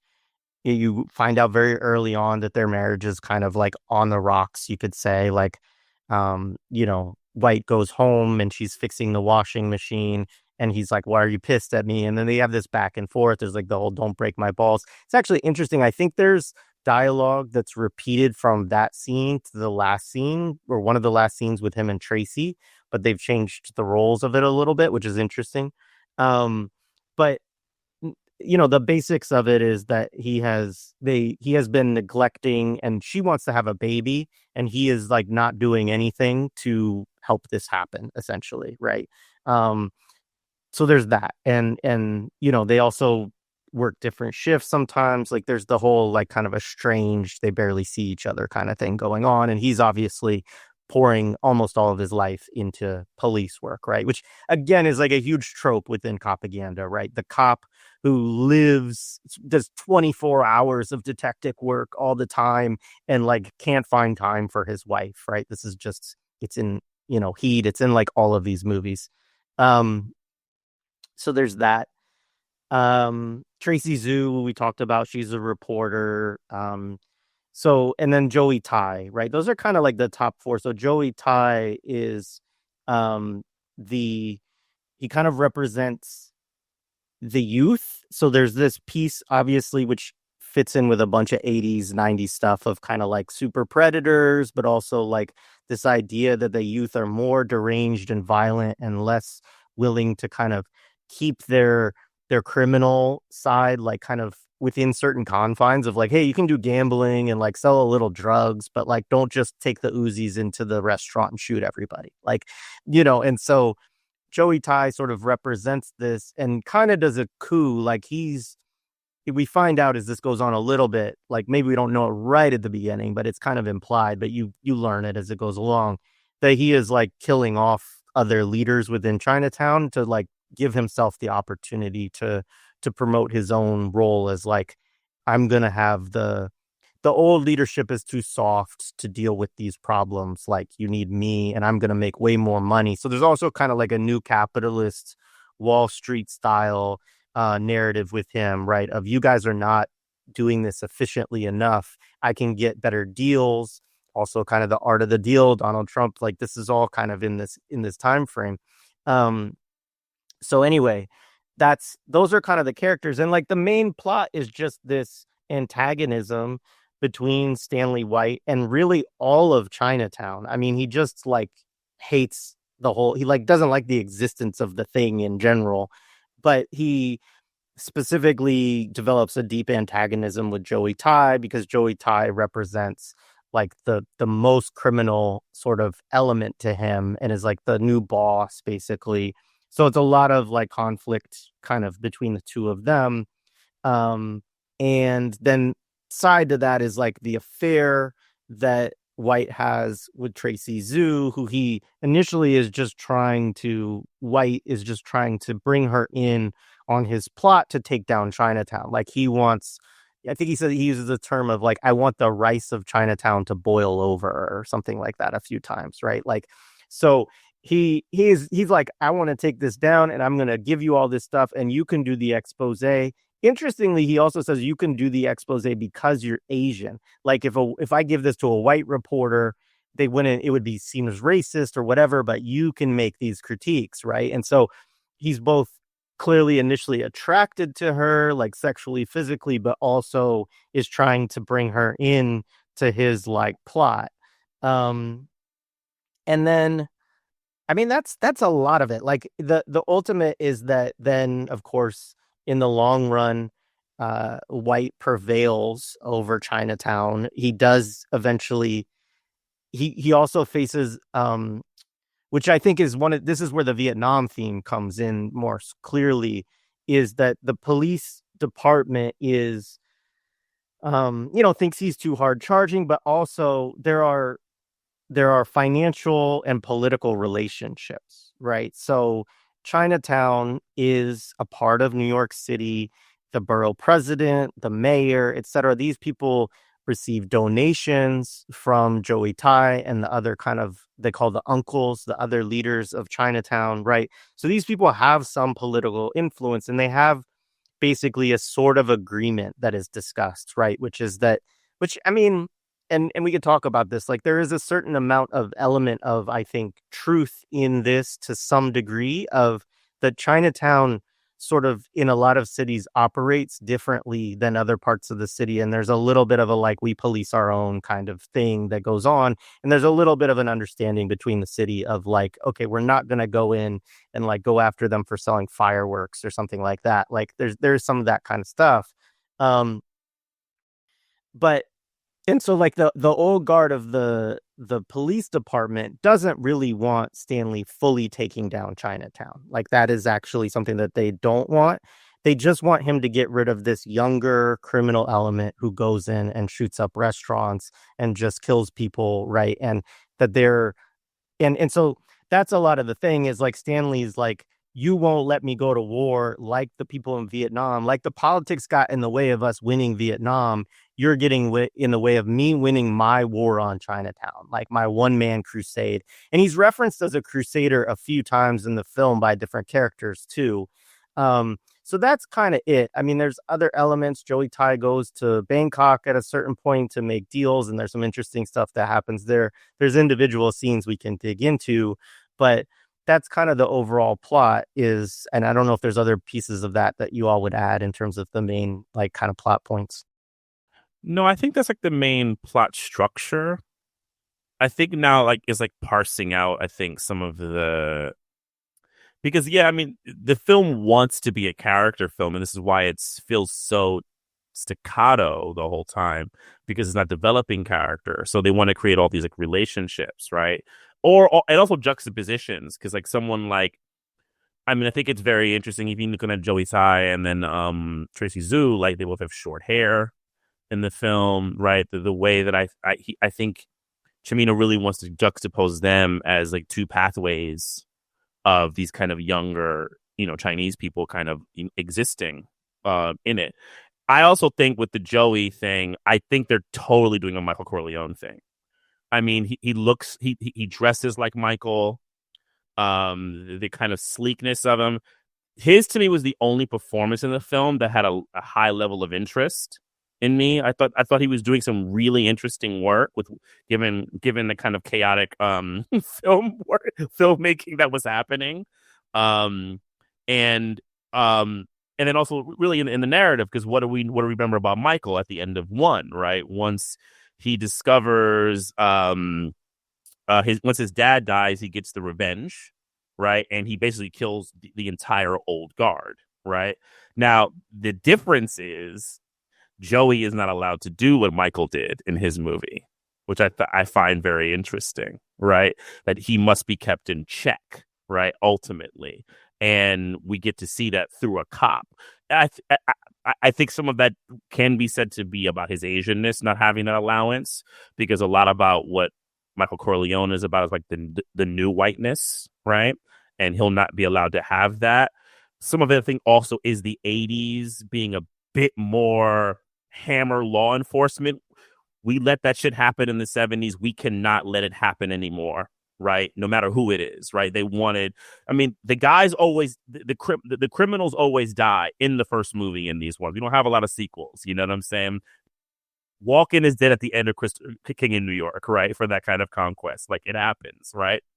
And I mean, another thing to kind of go into, I think, and I'm like throwing out some like big temp points. I mean, the Tracy Zhu Stanley White relationship is like the emotional arc of the film. But wow, I mean, for me, it shows to me a really pernicious fantasia that whites have about the nature of how they will go in conquest, right? Because we're watching Stanley complete the conquest that he could not do in Vietnam, now in Chinatown, which I don't know if we've said it yet, but the absurdity, Vietnamese, Chinese, yeah. No, right? You know what I'm saying? Like the absurdity of just making one stand in for the other just because they're from Asia, the racism in that, right? Go ahead. You want to say something, Jay?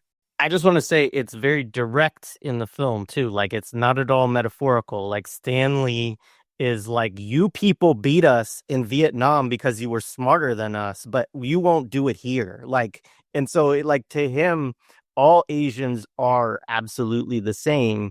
And there's, later I do want to actually talk about too the fact that the villains are Chinese, but the China, like they have an opportunity in the film that they could connect it into the Chinese Communist Party, which would be the thing that we would expect nowadays. Right. But they don't do that because in this specific era, China is the US's ally and USSR is still the enemy. And so they actually do a whole workaround to make sure that when we find out that AK-40, when we find out that weapons are going to some group that's very mysterious, that's related to Joey Tai, that this is being actually coming through the Russians somehow and not through the Chinese, which is an interesting thing because it's like on some level, the film wants to do they're all the same, and the Vietnamese and the Chinese are just the same within the eyes of Stanley,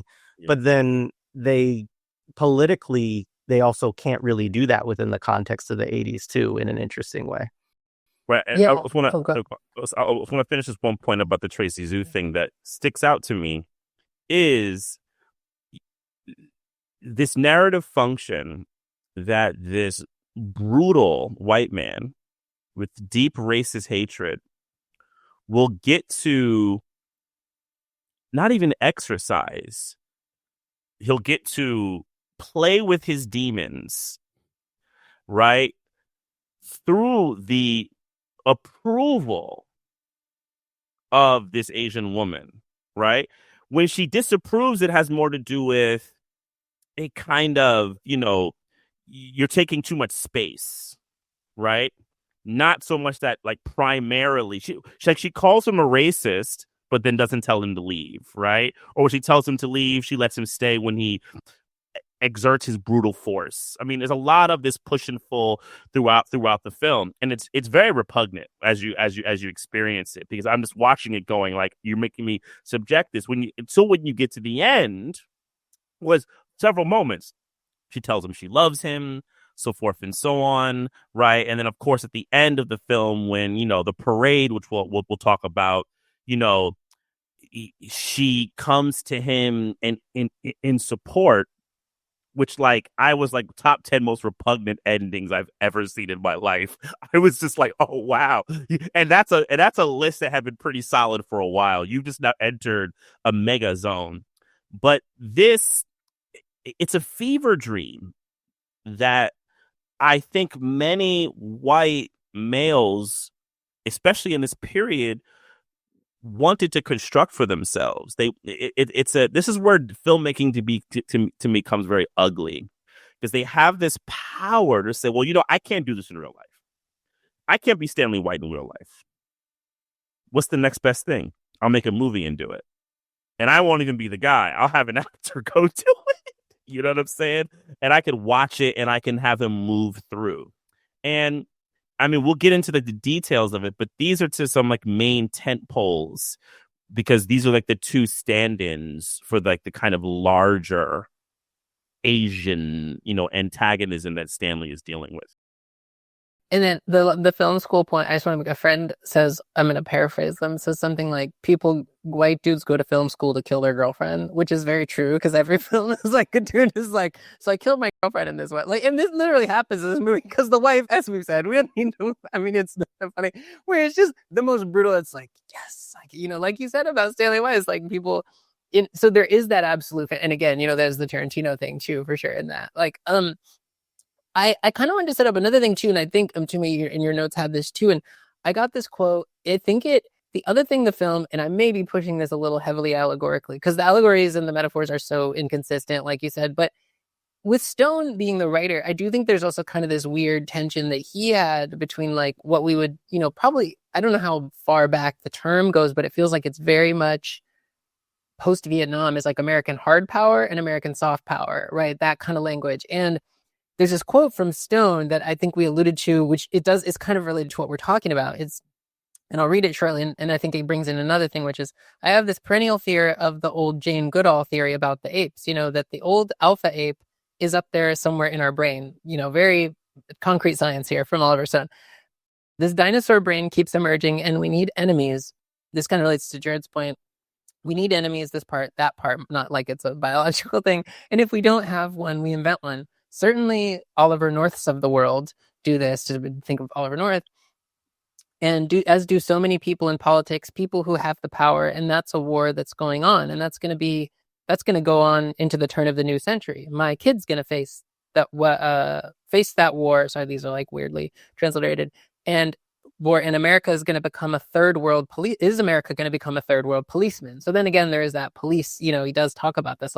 We're going to be are we going to be intervening in numerous border wars, trying to protect our ideology from perceived threats? Or are we going to become more like Japan, Switzerland, or Sweden, or a European country that, so this kind of says sort of this politics, I guess, to a degree, that through its past experiences of suffering and pain and wisdom will accept their other ideologies, other people having ideologies, which is not really the history of those places, but which I've always think America this is a really good, I think this is really important to the 80s and to the kind of soft power, or like maybe specifically when we think of finance happening now, is I always think America is good at business.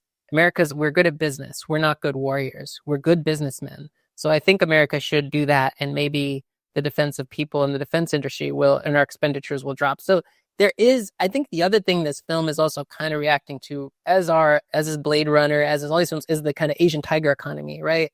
Because the Hong Kong part, otherwise it's also confusing why Hong Kong and China. We'll talk about this probably throughout. It's like, on the one hand, the Chinese aspect is like you have these civilizational racism, civilizational racism where it's like the mafia, there's that famous line from it where he's like, and they invented the mafia concept is thousands of years old. They're before the Italians again, to which you're like, what? And,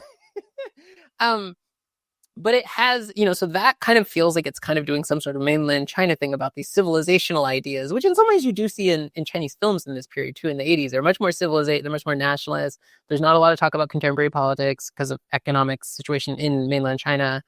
And then you also have his weird Vietnam racism, which doesn't necessarily link up with Chinese people, but there is, I think, in this period, and you see it definitely with Japan, too, which is also one of these countries that a lot of their model is based on. And I think, Jared, you've all maybe talked about this too on the podcast before, but you think of those countries kind of mimicking some of the US's, worker, kind of investing in things like education and work in the 50s post-war in order to build up their economies really rapidly. In the case of Japan, after being, nuked by the US.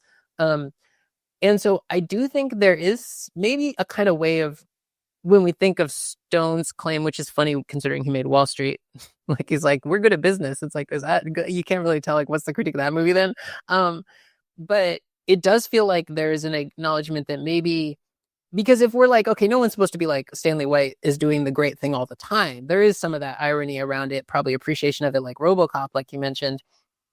But there is in the background this kind of the other racist captain, like, we have financial agreements with these people. We have, soft power agreements. And we have, the US is like subordinating all these Southeast Asian economies to US. It eventually takes over Japan's economy more or less, or something, becomes like a vassal of the US. So you kind of could sort of see that there's something in there about it. Like maybe there's kind of this break, kind of like y'all talked about with RoboCop and how people used to have more sort of older progressive politics before they totally gave way to neoliberalism. And I do think there's something happening in this where it's like, because Joey Tai is also a very seductive character. Like he's great, and same thing with the Tracy Sue character. I was also thinking Tina Chow is probably a formal reference because of the short haircut and the model from New York who died of HIV and like was often with Grace Jones and stuff. But it does seem like there's some acknowledgement that like there's another way to control people. Like it's that's in the background and it feels like finance capital is in there. It's not as direct, and it also kind of relates to these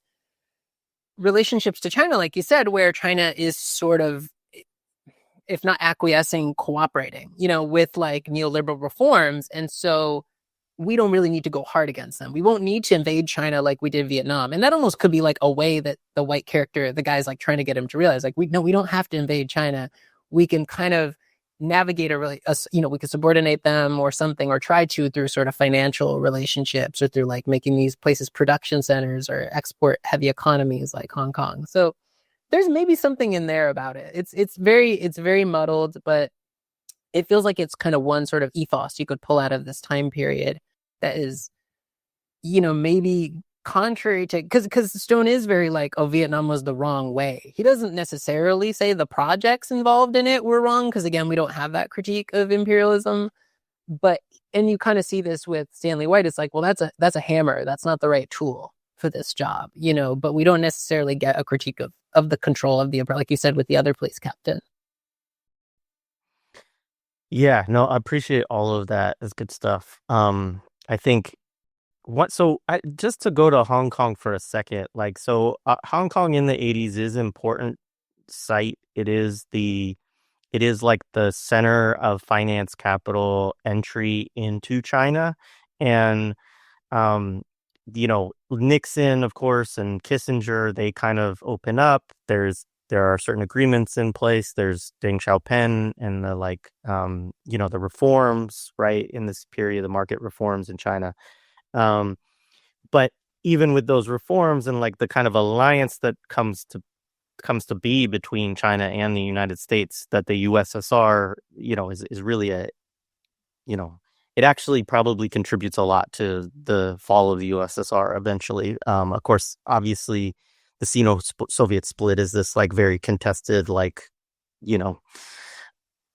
of history, but that's what happens ultimately. And Hong Kong is important for that. I'm sure Mtume and you probably also, Gemma, have some points about that you might want to bring up about China and film, because I'm sorry, Hong Kong specifically in film, because it also becomes like one of the places through which there is some kind of exchange, both of people, movies, etc., in this era. Now, the Kowloon point is interesting. I appreciated you bringing that up because it is this weird kind of thing. So it gets destroyed in 93. I showed the image of it earlier. It is kind of wild how it looks. Like you mentioned, the sort of Blade Runner reference as well. That it is this walled city. It is described as anarchy, essentially, as like operating outside, like totally lawless. It gets leased. So I'm just going to read this. The Kowloon walled city was an unintended byproduct of the Second Peking Convention in 1898 between the Qing dynasty in China and Britain, which leased the latter at an expansive land known as the New Territories. This land expanded the colonial area more than 6 times, but it came with 2 important provisions. First, the New Territories were leased, not ceded, and the length of the lease was 99 years, which like goes to this whole transition of Hong Kong from like being a British little colonial kind of outpost to back to China eventually, which also comes up periodically. I mean, this is like part of the context of like the big Hong Kong protests a few years ago. But the city of Kowloon, a small area containing a Chinese fortress surrounded by stone walls, was to remain under Chinese jurisdiction. So it's this little tiny walled off part of China, or part of Hong Kong, which is leased out from Chinese administration to British colonial administration prior to the Chinese Revolution, right? So it's like this was done in a whole different time in Chinese history. And so this is all like very contested stuff, but it's interesting because Hong Kong does become this specific. I mean, obviously it's what the relationships are back in the film. And it also, there's a lot of like crime and police movies and stuff like that happen in the 80s and 90s related to Hong Kong. So I don't know if you want to say a little bit about that.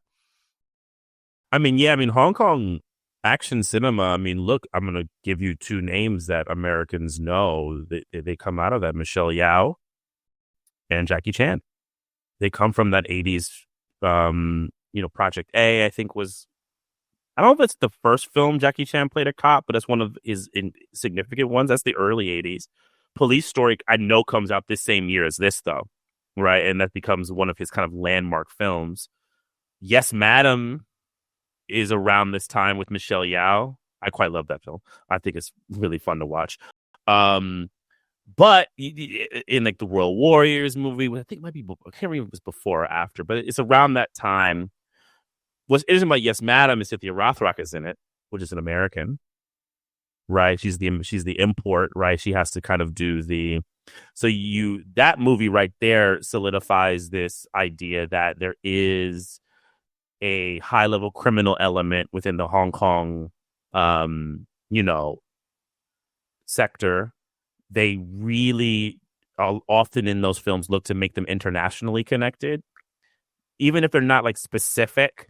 They're always smuggling in something or trying to smuggle something out to somewhere. So as a kind of satellite state for kind of like global law enforcement, Hong Kong cinema was really, really strong in that, especially in the 80s. I mean, the cop cinema is really, really, really big. And then it continues. I mean, that's where John Woo really gets his start, and that type of stuff. And go ahead. It was also the producers for First Blood, right? Isn't that what we talked about? That they were distributors in Hong Kong before they became producers on that film, I believe. I don't remember this, but I mean, it wouldn't surprise me though. I mean, because and this all goes back to Bruce Lee. I mean, you can actually take it back. It goes back to Bruce Lee, his relationship with it. I mean, That's a whole thing of real deep study and the what you call it, the brothers, the Shaw brothers, Yeah.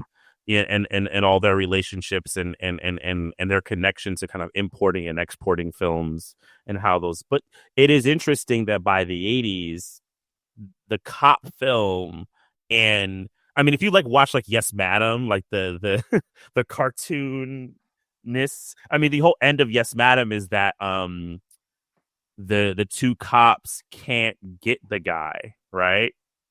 So basically once the one of the people realize it, he just shoots him and the movie's over, right? You know, it's one of those things like, yeah, criminals can't be toppled.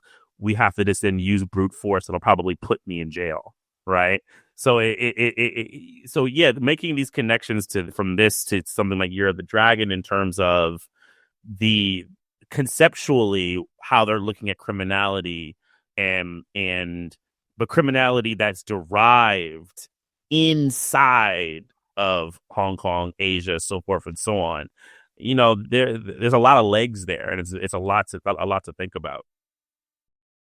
Well, and also you brought this up too. I don't know enough about this, but it seems like in the early 90s, the US and Hong Kong start to have policing and kind of like anti-terrorism collaboration around things like this. I forget the name of it. There's like it's like US Hong Kong Pact or something in like 1992. So you start to see, coming out of the 80s.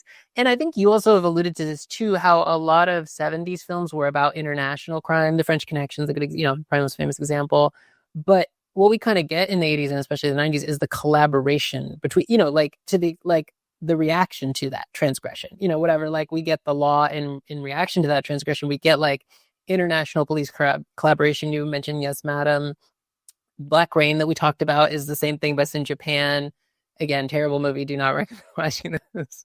But yeah, and so you do have a lot of, and there is a lot of similarity in Hong Kong in terms of that in Hong Kong cinema in the 80s and especially the 90s. And you actually even have, I feel like in the 90s, I want to say it's Bullet in the Head, the John Woo film is like very influenced by Vietnam films in the US. Like, so it's very influenced by like Platoon, like the big kind of set work. And some of which we see in this film with the restaurant scene. We could talk about the restaurants and the shootouts in restaurants become such a big trope. And I don't think it originates. I don't know what would be the first scene of that, but that's such a huge Hong Kong cinema scene is we see it a lot in US films too. And it is also in that terrible film, Black Rain too. There's another restaurant, just broad daylight. Everyone's getting gunned down.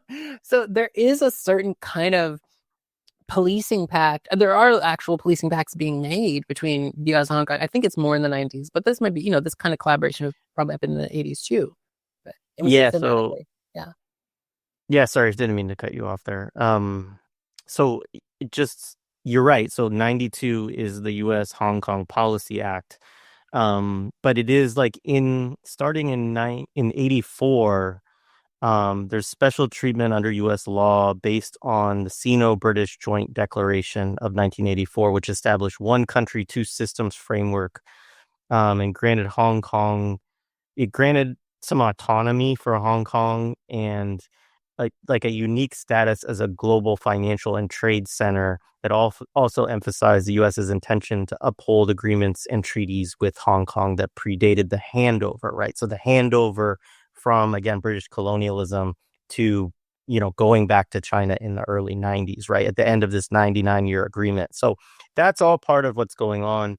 I do want to talk about some other scenes, but I do want to go back to what you guys were talking about because I think I just want to agree with all of what you said in terms of the White Wizanski, zoo relationship. The things I would add is that there's actually a scene where I watched it and I was like, oh, this is a rape scene or this is a sexual assault scene between him and her early on, like the first time that they have sex, and it was obviously it's one of those, like, there's a whole history of this within Hollywood film of just kind of like the tough guy overpowering the woman, but then she kind of just acquiesces and like, oh, like I was just waiting for you to overpower me before we could do it, but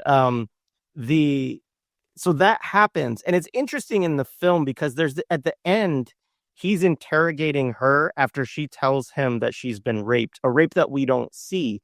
I actually thought she was being kidnapped in that scene or something like that, or that like she was going to be taken and held for ransom, or that like they were going to use her against him, which also, by the way, like stupid criminals, like that would be a way better thing for them to do than to like rape her, piss off White to go then kill them, which is what ended up happening. But um you know, they allude that she's been raped, or she tells him that she's been raped by, and like he keeps like, first of all, like there's physical violence of him with her, like constantly like shaking and like throwing her and like this kind of stuff, like all throughout their relationship. But in this scene, he's interrogating her in the TV studio and all of her coworkers are around. I mean, it's just like, you're like, what is going on? And he keeps saying to her, like, who raped you? Like demanding to know who. And she's like, it didn't happen to you. Like, don't, like, leave me alone, kind of thing. Like she wants him to get out of there. And he makes her say, and she's like, it was 3 Chinese boys, right? And it's like a very interesting thing to watch, because in my mind, I'm like, is he trying to clarify with her that he didn't rape her earlier on in the film, like, or for the audience? Like it's a weird kind of moment that way, because the actual thing that we see that looks most like a rape within the film involves him and her. We don't see at all this other scene of sexual violence. What you see is 2 Chinese guys walking out with switchblades, basically, and then it just cuts away. Um, and I just thought that was a weird thing, but I thought that also, you know, there's a little bit of like a white genocide kind of narrative going on, I think, with him, in terms of like he's unable to have children with his own wife, who's white, who wants to have children with him. His Polish friend is like, what are you doing messing around with this Asian woman, and uses all kinds of slurs, and also I don't even know what the term, but like racist racist notions about Asian women and their like sexual organs and things like this, right? And then uh you know, so there's like this kind of like push from his community of like, get back in line and like, you know, secure the white race or whatever, like, you know, and he's rejecting it at the same time as he is really racist himself. And then from Tracy's angle on this, like, you know, you hear from Herbert, who is the other he's the Chinese cop, that he thinks that she's aristocratic, right? So you have this kind of thing. But there is this whole piece of her, you know, she's in the media, right? She's trying very much to kind of do the liberal, like, I need to do what I need to do to assimilate into whiteness in certain ways, right? And goes through, both she and Herbert, because they're both kind of doing that thing. They go through this history too of both of their own heritage, which is quite similar. I mean, hers is that her great grandfather built the railroads and then couldn't come because of the Chinese Exclusion Act, so had to go back.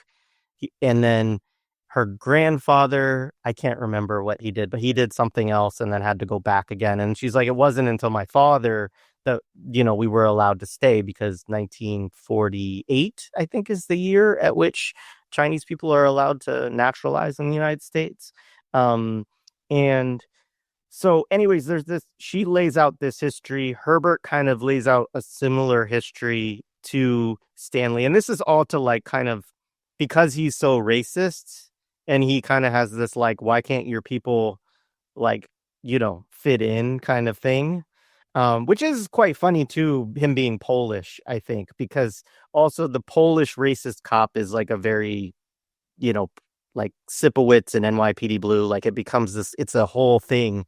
And I think it's a whole thing that's based upon like at least a partial reality. But it is in some ways like he's like, well, like my people have figured out how to integrate into this system, like your people need to figure out how to. And it's not through supporting, you know, Chinatown, you know, kind of thing. So anyway. Well, to the Polish point, I mean, one of the things that growing up in New York and kind of knowing those politics a bit, having lots of friends from those, from all these communities, like the Polish are seen in the kind of New York lore as like the archetype of white unrefinement, right? And they're not savvy enough to be a lawyer, a doctor, to go into white collar work in that kind of way. Um, they're not necessarily more racist. Their racism is just so classless that it's like, look, we don't mind you being racist. Just like, don't say it that way. Like, why are you out here embarrassing us? Right. And to make him the cop is interesting because like it's like the Polish now can reach their greatest potential in this kind of role. It's going to be sloppy and chaotic, right? But and I mean, and if, look, I don't really track stuff now in New York. I think because of the way gentrification has kind of really changed this city, the kind of quote unquote cultural or ethnic realities of communities that they've changed a lot.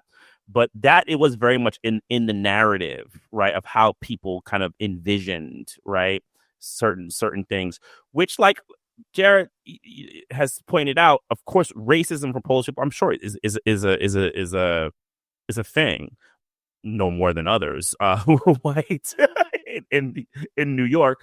But I will also say to like where it gets really pernicious is like, my mother grew up in the Lower East Side, and like she, actually had a lot of great things to say about her relationship with Polish people, and actually even felt that a lot of the times they had a greater understanding of certain things and her experience when it came to discrimination because of their conflicting relationship with Europeans from the West, so forth and so on. So it's very interesting, this kind of holdover of European, I mean, kind of what Cedric Robinson talked about in Forgeries, right? The kind of the predated stuff that came out of European classifications of their own that they later put on us.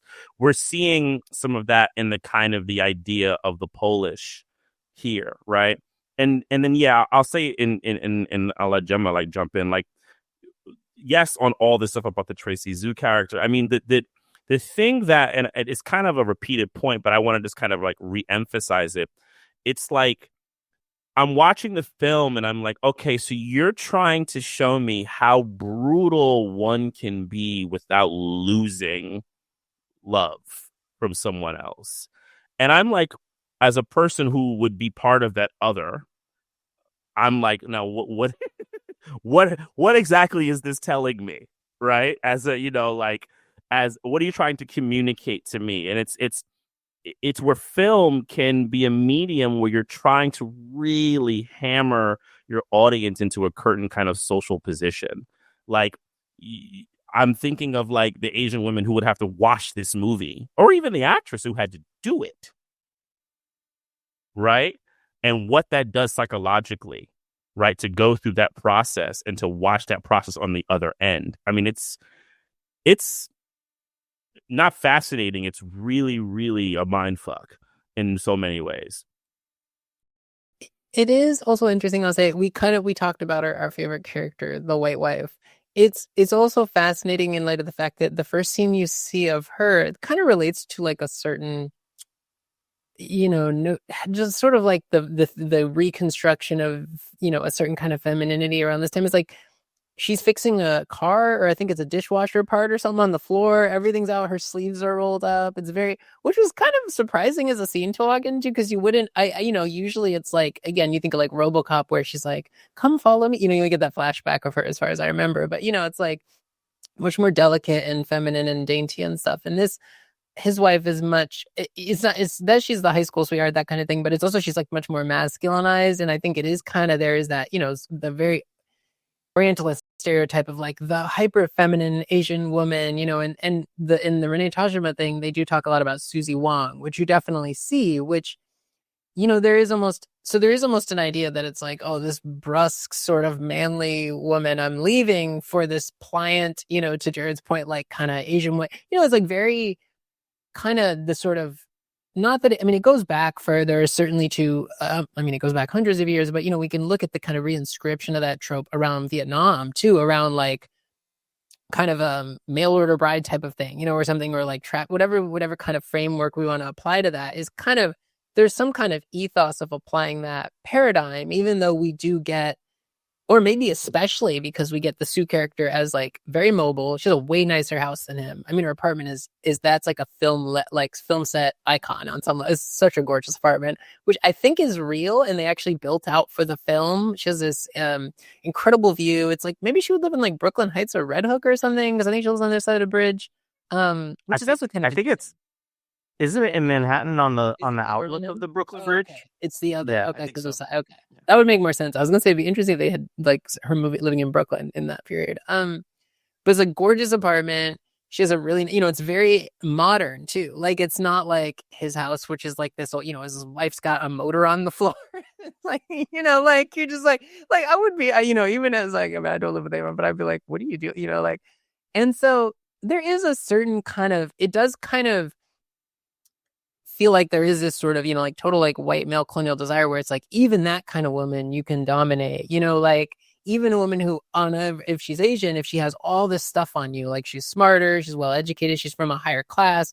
There's kind of an immigration narrative in there too, obviously too. There's like, because people could like move from another country and be a doctor, and then here they're like doing a much lower form of like, so there's definitely that kind of conquest going on with her character. And then this is not necessarily just to kind of bring up the sort of women in the film aspect. My favorite character was what I would call like the queer-coded Asian gangster women, who are my favorite, have amazing haircuts. Their style is so amazing. Like I was like, oh my God, I love it. And you all talked about RoboCop. You talked about the club scene, because that was a big thing. And there's the Abel Ferrara film which also is very related to this, comes out around this time, China Girl, which is, I think he's Italian. I think the main guy is Italian. It's I forget the actor. I mean, we could look this up. And I don't think the actress, at least I don't remember her going anywhere, but it also has that dynamic. It's much more about club scenes as like kind of an interclass space. Abel Ferrara is just a more interesting filmmaker too, like obviously, but like and it's like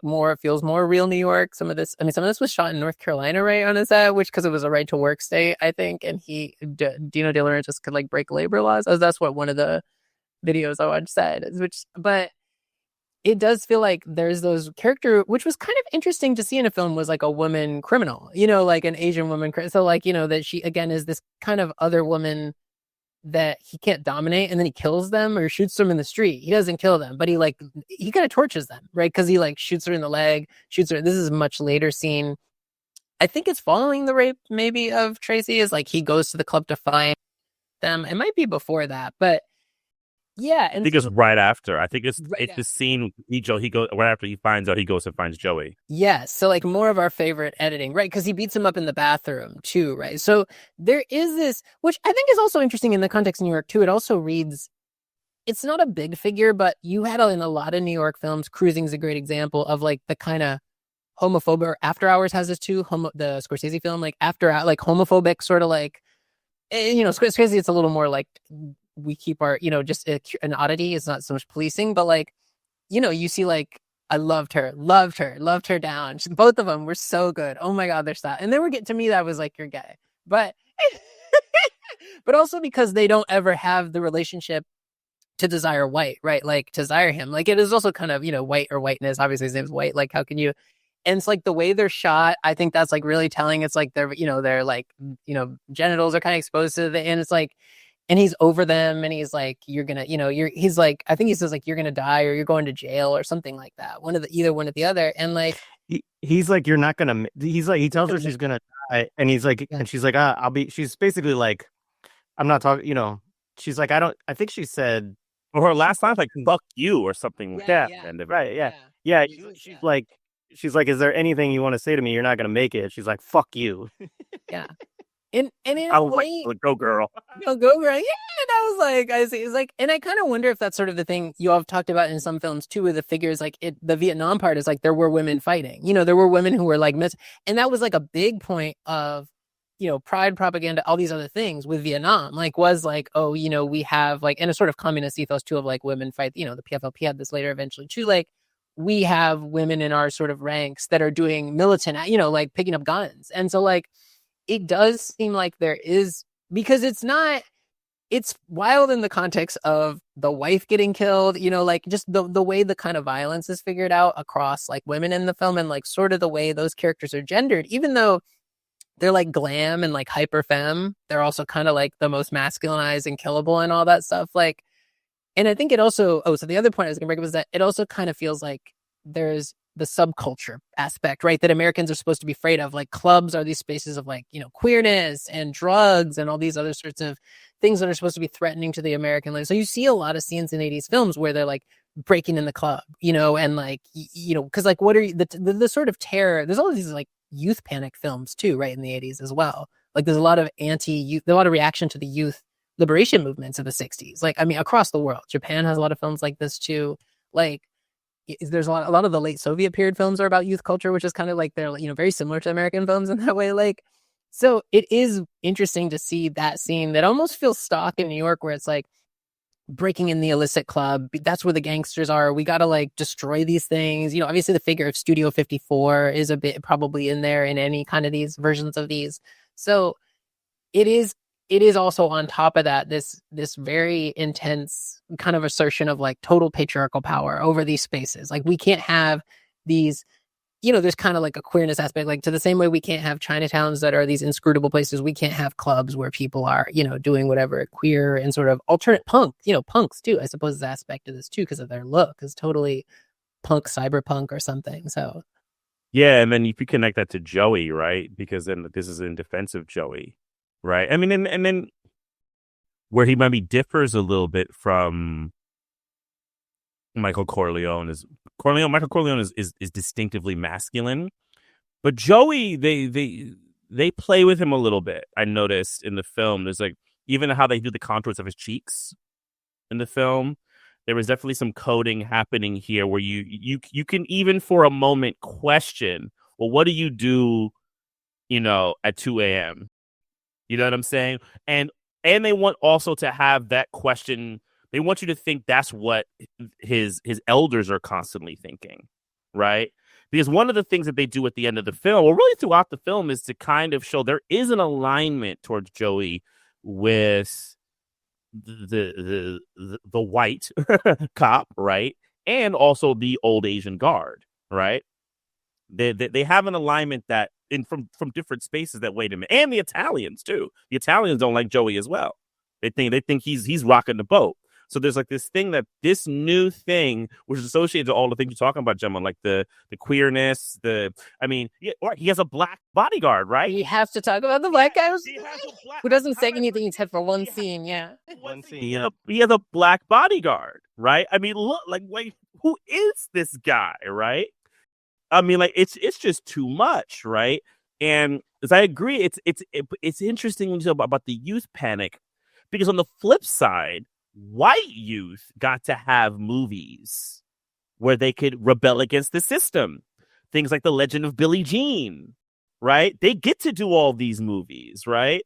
But, these different kinds of youth, right? From different colors and maybe practices of certain lifestyles, they're like, no. We must, slap that, give it that conservative, a touch.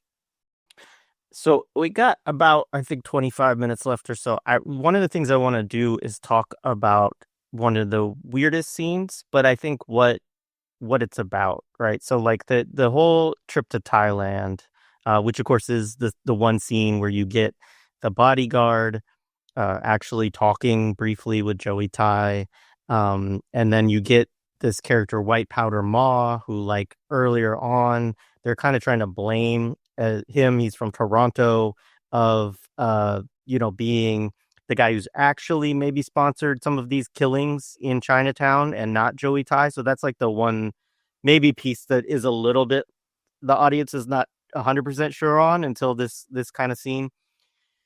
And I was trying to figure it out. I spent some time and I was actually texting back and forth, I think with both of you at different points yesterday about this, because I was like, I don't get it. He goes to Thailand. Thailand is an ally of the United States. Um, he goes to this group that looks like an army. I'm like, is this just the Thai army? And I'm like, well, if it is, they claim that they're fighting the Burmese, which again, like, doesn't make a lot of sense. There's not a lot of history of that, but there are like some minor border disputes, but that would have been between the Thailand's army and like maybe some different factions within Burma. So maybe that's what they're alluding to. But then it's kind of like the imagery of it is they're really coded as like kind of communist. And then we get that they get Kalashnikovs, through the Soviets, right? Which is also historically doesn't make much sense, because if it's the communist insurgency in Thailand, they were most supported by the Chinese, and like maybe they got some stuff from Soviet Union like secondhand or whatever, but like the narrative around this whole thing doesn't make a lot of sense. But I think the importance of the scenes really is to kind of underscore this idea of this connection between like communist coded insurgents, the Vietnam that Stanley didn't win, and the Vietnam that he's fighting against Chinatown. And then just to give us like one of the most ridiculous images of the whole film, which is, I'm going to pull up, which is Joey Tai holding White Powder Ma's severed head in front of like the whole group of soldiers that he's debating with about coke prices. This is also the bodyguard that you see here, the black bodyguard, I think only black character in the film, but certainly the only one that has any lines, and only has like two. In a scene that, I mean, this is also the thing about Cimino that you talked about. There's so many scenes in this film that you could be like, why did you do that? Like, you don't need to do that. Like, it's not necessary for us to have that. The funeral scene is like, so you're just like, it reminds the people the wedding scene in Deer Hunter at the beginning that people always complain about.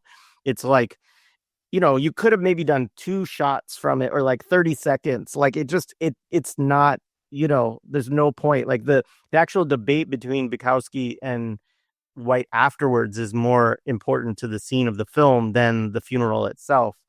But yeah, they just had to show us Joey Tai holding up like the Asian, like the barbarism, right? Like this idea of like these deep behind this guy who's like very put together, like you said, kind of a Michael Corleone type, like seems like, even though he's about violence, he's not directly doing it. He's kind of, a mover and shaker, and really kind of a new capitalist within Chinatown.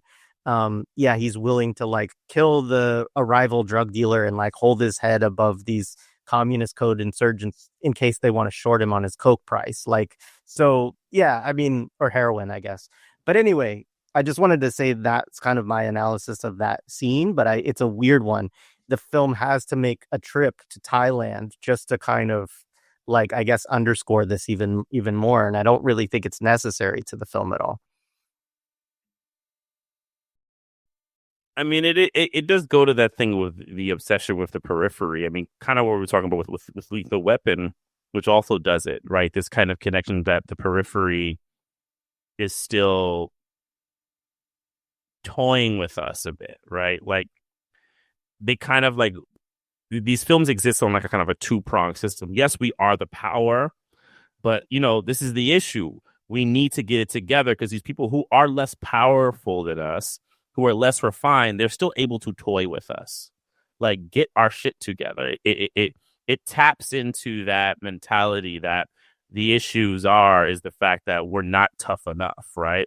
John McClane, right? That you'll later see in Die Hard in a couple of years. I mean, that's literally what the whole narrative is, right? The FBI is out to lunch and the local police force doesn't know what to do. So John McClane, you need that kind of energy, that manic imperial energy to kind of take it.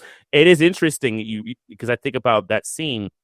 and doing the Michael Corleone juxtaposition, the only person Michael ever kills is when he's young and he has to shoot him. And look, he shoots him and he walks away, right?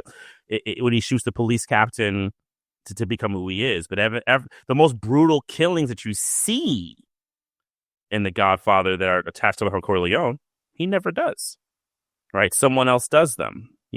Willie Chichi and, all these people. He lets them do it, but he does not put his hands.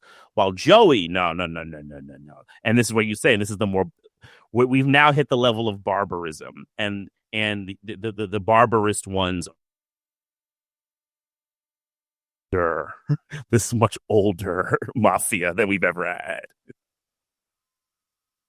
Yeah, they say it goes back 1,000 years, right? That's the thing with the triad. The triad, it goes back 1,000 years. They invented the mafia. There's a line in there where the guy he's talking to, who's like maybe the leader of the whatever insurgency that we don't know that he's supposed to be funding, is like, after he says like, oh, go Joey or whatever, is like, Joey Tai, like, we has a different name for him, which I'm assuming is a different language, or maybe he did have a nickname with them. And he says, I offer you a chance of putting your old friend out of misery. And they keep talking about the general, who's that older guy.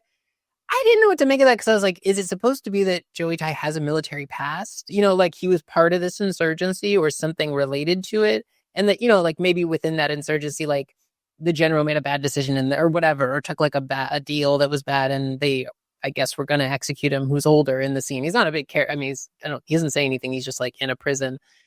So that was also a weird thing too, because then is this kind of saying, again, it could only be allegorically, because it doesn't really make that much sense. But it could, to your point about when you all have talked about like Carlos the Jackal and other people, is that like, was he part of or maybe not so much him, but like, was he part of a militant struggle and then kind of became, is he like almost kind of undercover as part of like now in finance, or something like that, which there we have to watch out for like how these revolutionary struggles have a bag handler man like Joey Tai or something. It's very confusing. I don't know what the actual reference to that would be, who that would be, who cleaned up and became like a financier and then was secretly still funding what is presumably an anti-US, yeah. That's a great point, because this is my thing about this whole sequence in the film, is I actually don't think it makes any sense at all. Like, I don't think that there is like a real analog to like what's like, I don't think you can actually look at Thailand's history and find what's going on here. And also, like you said, he's from Hong Kong. So what is he talking about? He was a part of this insurgency in Thailand under the general. Like, why? What were you doing there? Like, and there's also no implication in the film at all that, I mean, even there is this reference, right, to we got the Kalashnikovs from the Russians. They don't even say the Soviets, right? But like, there really isn't. I mean, it's sort of like, I think it's a scene that plays upon all of the anxieties of people about like international Asian communism, terrorism, crime, etc.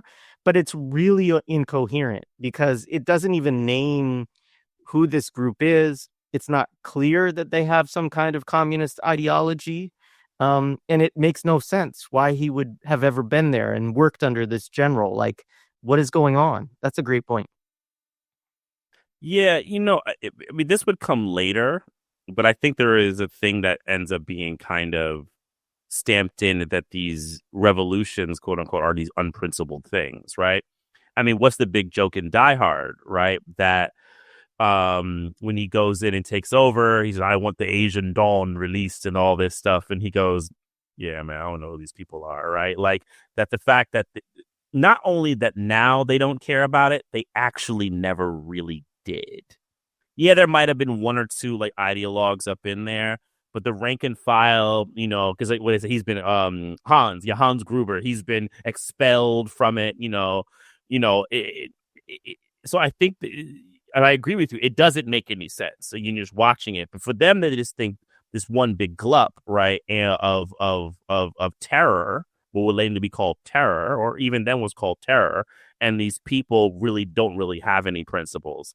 They want power and they'll work with anyone. But this is the thing with bad Hollywood filmmaking. They know no one really reads geopolitics in the United States. So they'll just grab countries and say, yeah, Burma, yeah, and Thailand, they're beefing. We'll use that. Like it. It's really good. Print. Yeah, it's a good point. And I mean, there's enough in it where you can dig deep, but it's like there's nothing significant that aligns. Like there were communists in Burma, there were communists in Thailand, there were insurgencies, there were like these different civil war. I mean, a lot of like the wars in Southeast Asia, right, are like these kind of dirty wars and so on. But like it's not it doesn't make sense the way it's presented in the film, and there's no effort to explain it in a way that would like give it some kind of narrative that actually would make sense, right? Which I think is an interesting thing too.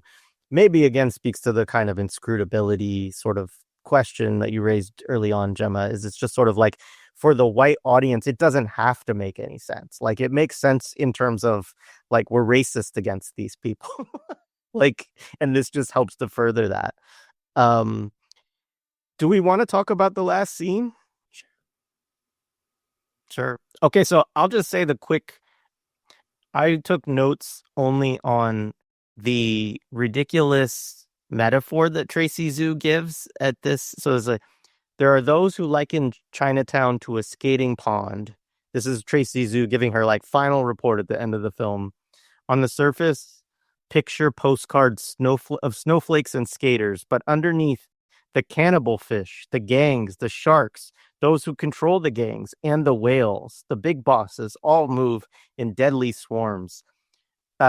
These bosses, a lot of people are saying, are tied into an international crime network with its headquarters in Hong Kong. I mean, it sounds like a Trump speech. Like, first of all, like if you just read those words, like, and what a shitty metaphor. I was like, how is that a skating pond? Why are there gangs? You never skated on them with whales underneath it? Come on. You thought I see live in New York. You haven't lived. So anyways, yeah, go ahead. I mean, the parade, right? The film is bookmarked by parades in Chinatown. The one at the beginning where Harry Young. No, it's not Harry Young. It's his predecessor. Like one of the Chinatown bosses is killed. And then at the end of this, Joey Tai has been killed, right? I guess, which is what actually, I mean, we should also point out that he kills himself. Kills himself, yeah. Oh, right. Yeah, we should talk about that scene. Go ahead. Yeah. I mean,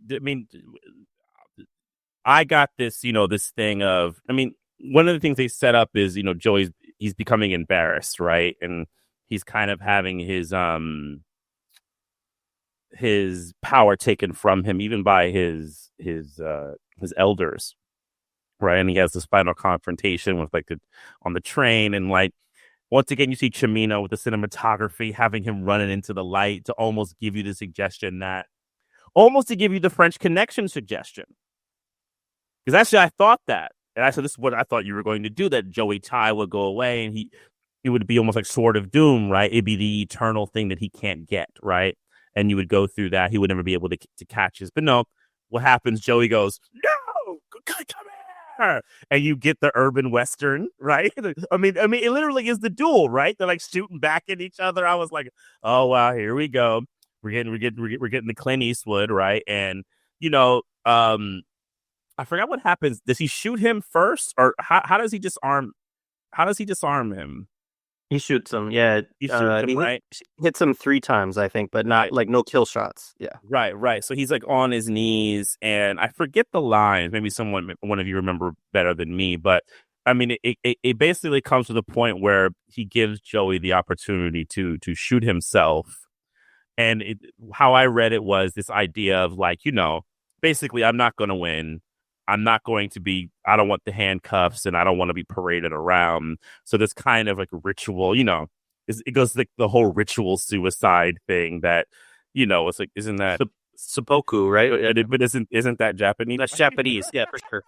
Like, you know what I'm like, but Asian, right? Doesn't really matter, right? They all probably do it. It's probably in them in their thoughts when they're writing the script. And yeah, I mean, that I thought was a very significant thing to kind of wrap it up, because with that kind of also is an admission that, you know, if Joey Tai goes down fighting, you could root for him, but the fact that he admits to a defeat and goes to the knees of him, I mean, it's just a confirmation of whites, you know, superiority in that kind of way. And I mean, and this where, and then you get to the next scene, which we'll talk about, you know, at the end. It just, woo, the repugnance is just very, very, very, very, very pungent. Yeah, I mean, I guess the only thing we should say to set up this scene too is just that he's been reassigned at this point. White has, and so he chooses to go on this one man kind of Rambo mission to take out Joey Tai at the pier, because he knows that this drug deal is going down. But the city at this point has said, "Hey, stop fucking with this guy." Period. And so he does. Yeah, there is the whole kill him or let him live kind of scene. This also comes in Karate Kid too, which is later on. But it's he says, yeah, and there's the whole honor, right? And the yeah, go ahead, Jim. There's also, I forgot to mention, is that a Latino cop is on the this is just, I mean, it's just Cimino throwing things in. Perez, I think his name is. He's the one who sells him out, and I feel like he's maybe responsible for other things in the film, but he's the one who's, it's like, turns out has been back dealing. Not that we really knew that this was going on or it needed to be in the film, like. And because we also get the death of the black bodyguard, of the silent black bodyguard, who kind of feels like a weird African nationalist, because sometimes the sunglasses kind of has that sort of look. Like, was he supposed to be like a Black Panther reference or something? Because y'all talked about the beret.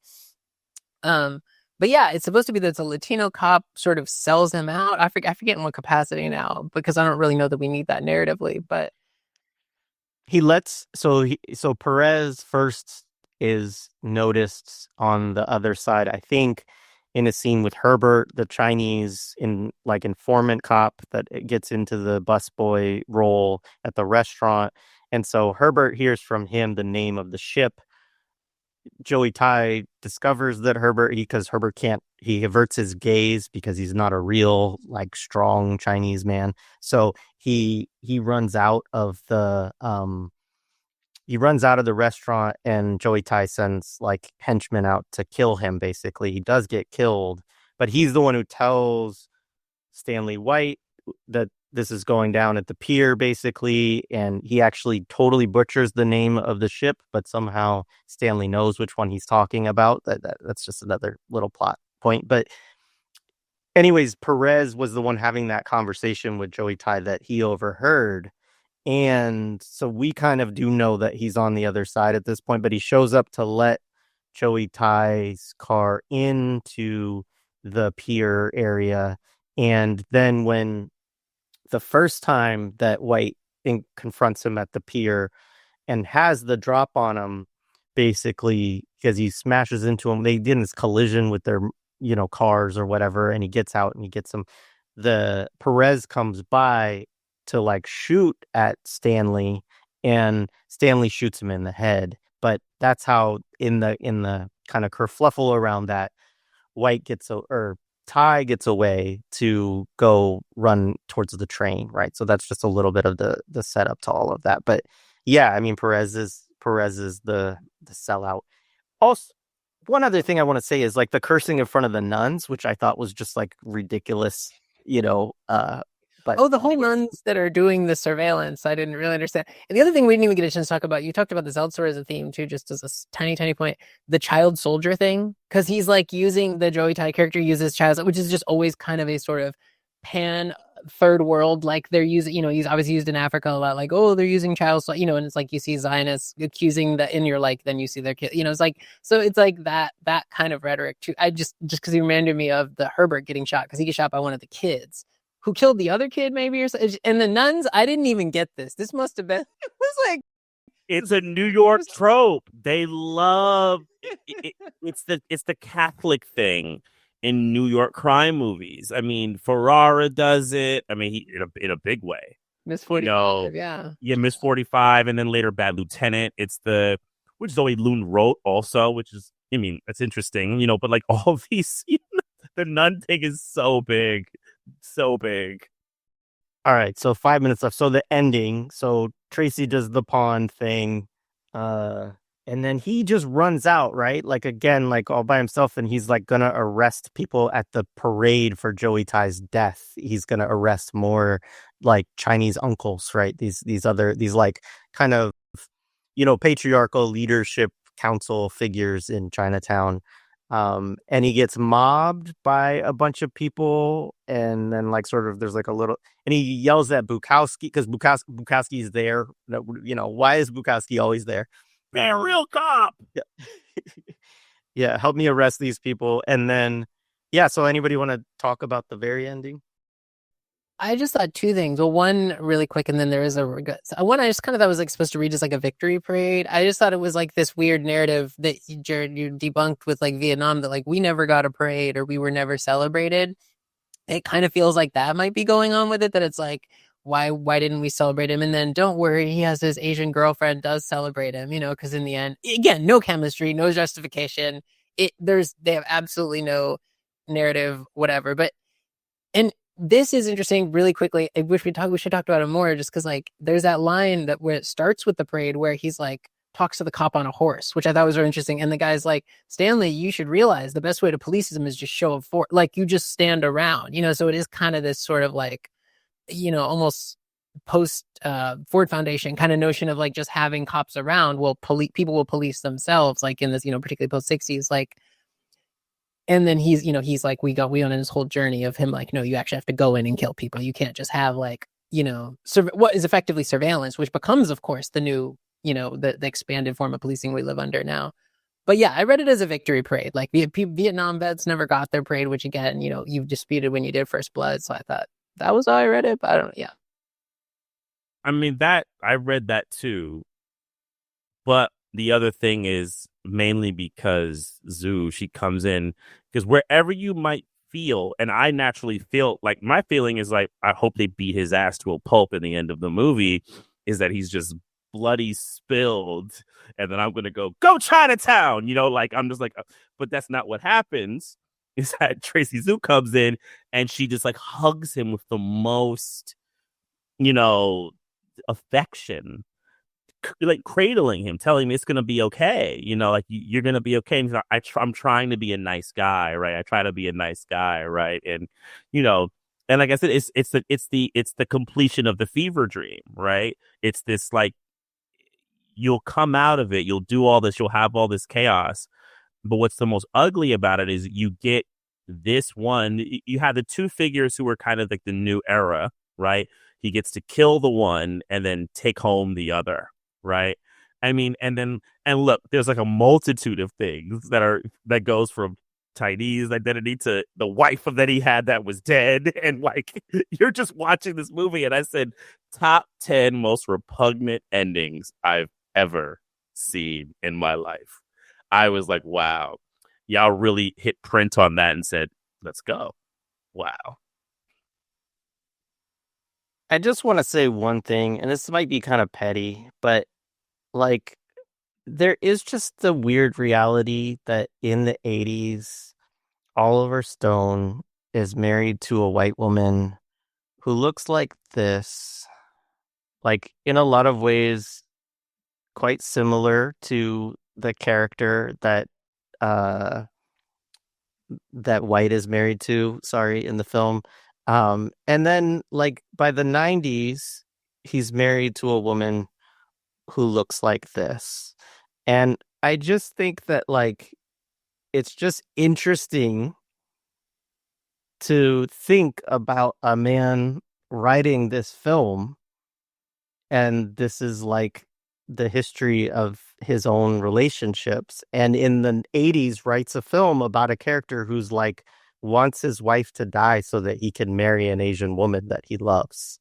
And I think that that's just it's there. Like, I'm not a psychiatrist or anything like that, but I just, what did you say, Mtume or Jeba? One of you said earlier that like you go to People film go to school film school to kill their girlfriend. Yeah, Yeah. absolutely.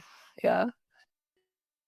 So I don't know. I mean, Oliver Stone has done some good things, but this was not one of them. This film is not one of the things that I think we should.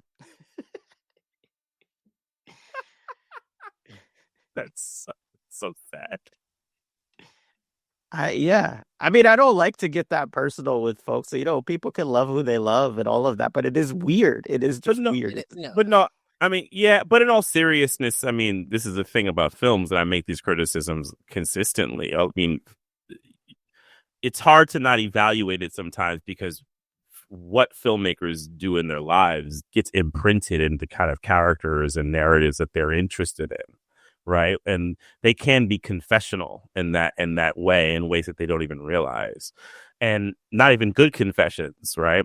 Sometimes the most ugly confessions, they come out because they're so sloppy, right? So you're not only like what you actually did, but how you feel about it.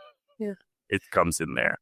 And I want to say, like, one thing, and if you all ever do Casualties of War, obviously one could make this jump, is like, you do get, when we were in the beginning, we were like, oh, inscrutability is one of the sort of like issues of the Asian or the Chinese. And it's like, one way you overcome inscrutability, and obviously we see this with Black people multiple times in history in the US, is like by making every version of that person the same person. You know, like, right. So like, I mean, this is in Casualties of War. It's literally like the thing and how it ends. Also ends in San Francisco, where it's like, all Asian women are that woman, you know, so I can expect this kind of pliance. You know, you produce that kind of stare. So it's also it's totally in the film, you know, it totally is like this weird, you know, it's what fetish, a racial fetishism type of thing. Like it's absolutely going on with like how Tracy Zhu is a prism in the whole film. So yeah, it makes sense. All right. Well, thank you, Gemma. This has been great. It was cathartic to talk about this horrible movie with you. Yes. Is there anything else that you want to say before we let you go? I know we'll make sure again to remind folks to check out the mutual aid projects for Gaza that are in the show description. Anything else? I think that's it. All right. Well, we'll have to do this again. This was a lot of fun. Please. Yeah. Let me know. Yeah. Awesome. Yeah. All right. I'm going to get us out of here, but I appreciate you both. And yeah, enjoyed it a lot. Peace, y'all.